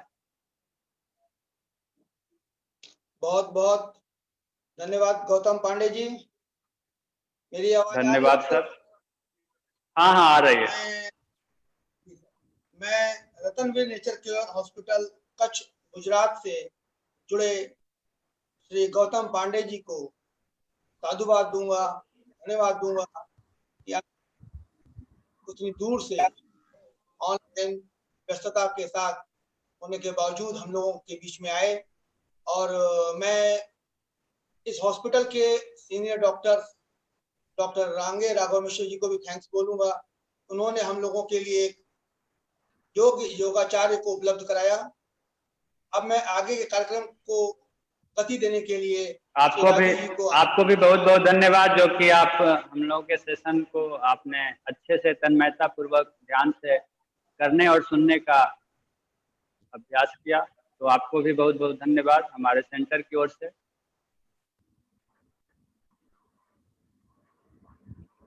Thank you. बहुत बहुत धन्यवाद। और निस्संदेह आपके इन आसन और इन प्राणायाम और योग की इन विधियों को हमारे सभी प्रतिभागियों ने देखा और उसको करने का प्रयास किया। अब हम लोगों के साथ अगले जो योगाचार्य हैं, योगाचार्य सुदर्शन देव शर्मा जी जुड़ रहे हैं और वो कुछ प्राणिक योग से संबंधित, जिससे जो रोग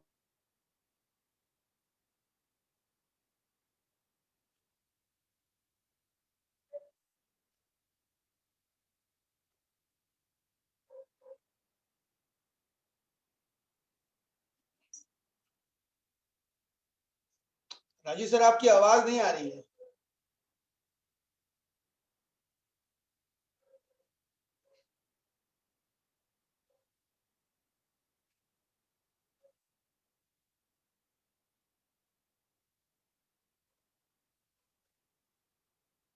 राजू सर,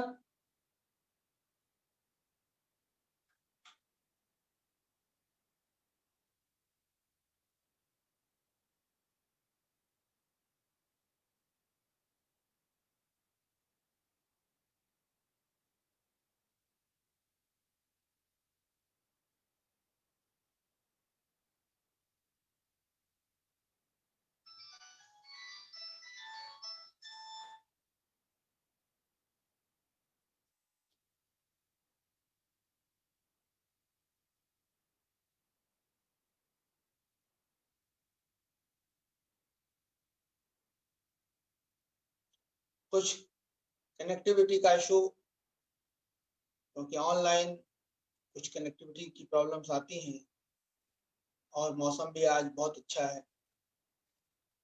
राजीव सर, आवाज आ रही है आपको?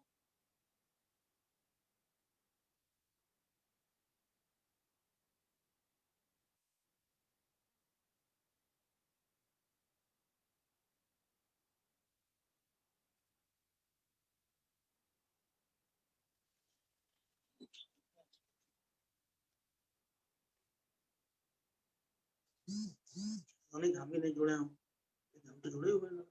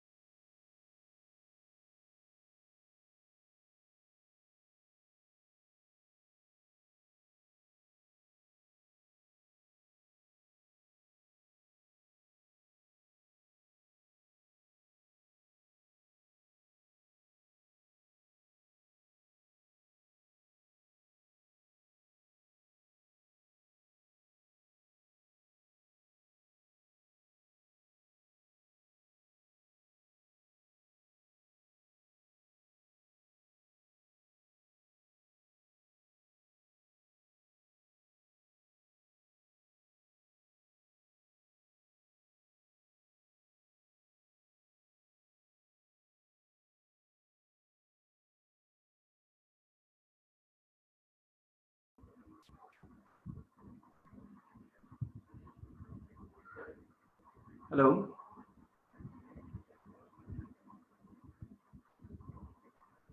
विल्सन सर, क्या आप सुन पा रहे हैं मुझे? हेलो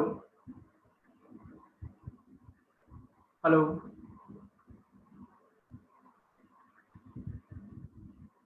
विष्णु सर, आप सुन पा रहे हैं मुझे? हेलो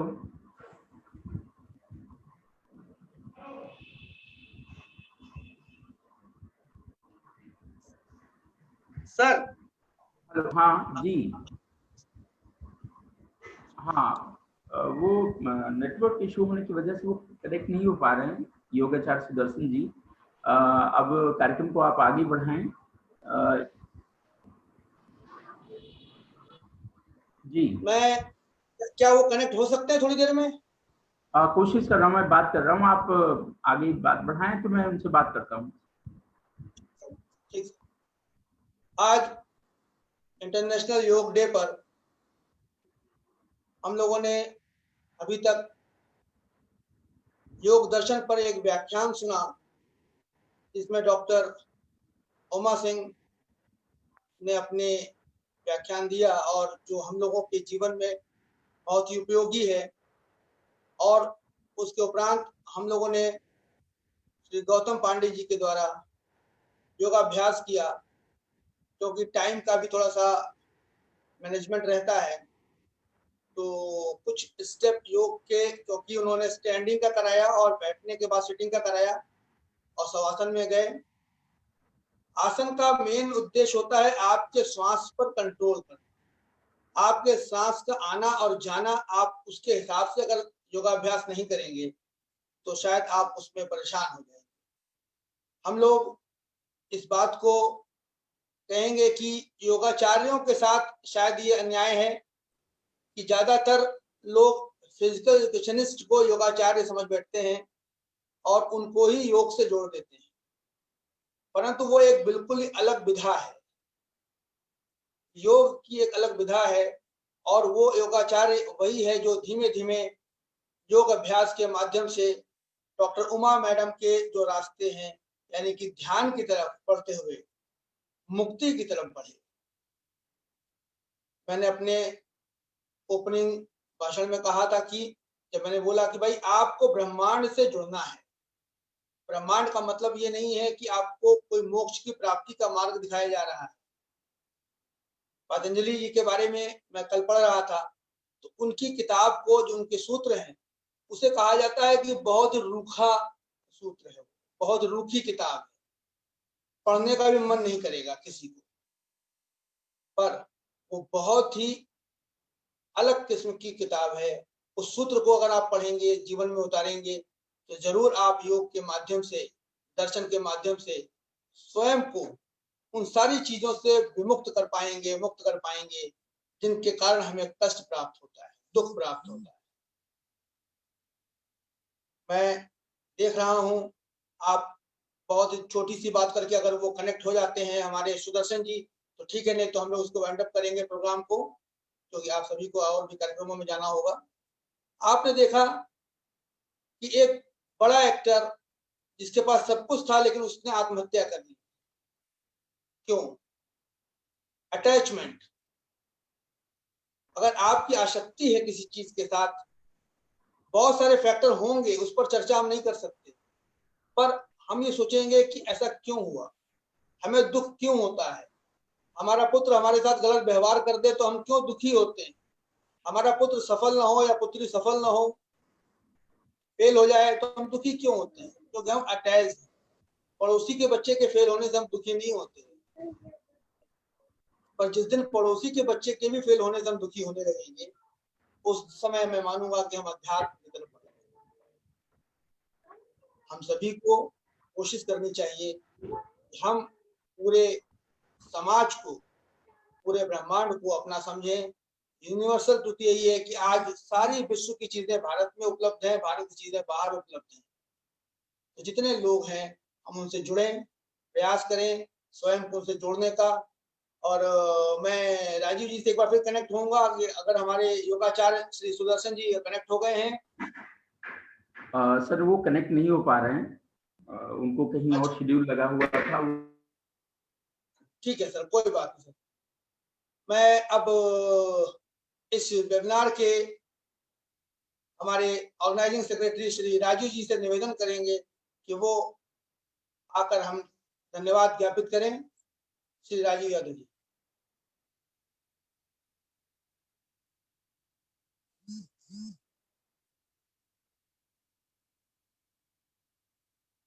राजीव सर, आवाज आ रही है हमारी?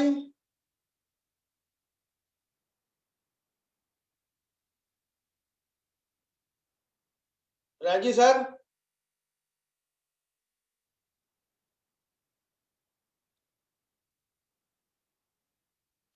आप लोगों को आवाज आ रही? मैडम आवाज आ रही मेरी? बिल्कुल आ रही है विष्णु जी, आ रही है। आ रही है।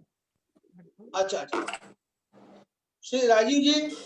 हाँ जी जी, आवाज क्लियर हो गई। जी, अंतर्राष्ट्रीय योग दिवस के इस योग शिविर और योग दर्शन पर जो व्याख्यान का आज हमारा कार्यक्रम था, उसका उद्देश्य ये था कि हम शारीरिक क्रियाओं प्राणायाम और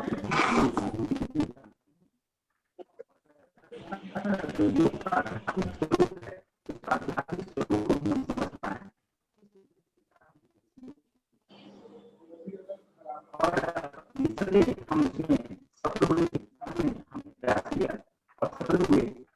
और इस योग शिविर के कार्यक्रम में जो हमारे वक्ता और जो हमारे प्रतिभागी हैं सभी को धन्यवाद ज्ञापन की कड़ी में सर्वप्रथम हमारे वक्ता डॉक्टर उमा सिंह, जिन्होंने योग दर्शन पर एक विशद और एक बेहतर और एक विचार पर उद्बोधन किया। उनके प्रति महाविद्यालय परिवार और आयोजन समिति अपना आभार व्यक्त करती है। और योगाचार्य श्री गौतम पांडे जी के प्रति अपना आभार व्यक्त करता है महाविद्यालय परिवार आयोजन समिति। और योगाचार्य सुदर्शन जी शर्मा जो हमारे साथ किसी परिस्थितियों में जुड़ नहीं पाए, उनके प्रति आभार व्यक्त करता है। और मैं महाविद्यालय की प्राचार्य डॉक्टर सुमन गुप्ता, महाविद्यालय के प्राध्यापक और सभी इस योग शिविर में प्रतिभागी, अलग अलग महाविद्यालय के प्राचार्य प्राध्यापक सभी को महाविद्यालय परिवार की तरफ से और आयोजन समिति की ओर से महती और कोटिशा धन्यवाद व्यक्त करता हूँ, आभार व्यक्त करता हूँ। और इसी आभार के क्रम के साथ मैं आप सभी की अनुमति और महाविद्यालय प्राचार्य की अनुमति से इस कार्यक्रम की समाप्ति की घोषणा करता हूँ। बहुत बहुत धन्यवाद आप सभी की इस योग शिविर के कार्यक्रम में जुड़े। आपको भी सर बहुत बहुत धन्यवाद। कुछ न कुछ तरीके के कार्यक्रम आयोजित करेंगे, इसकी आशा और कामना के साथ मैं इस कार्यक्रम समापन की घोषणा करता हूँ। बहुत धन्यवाद। थोड़ा बीच में आवाज कट रही थी, तो इन लोगों को फीडबैक फॉर्म के बारे में इनको बता दिया है ना, डाल दिया होगा।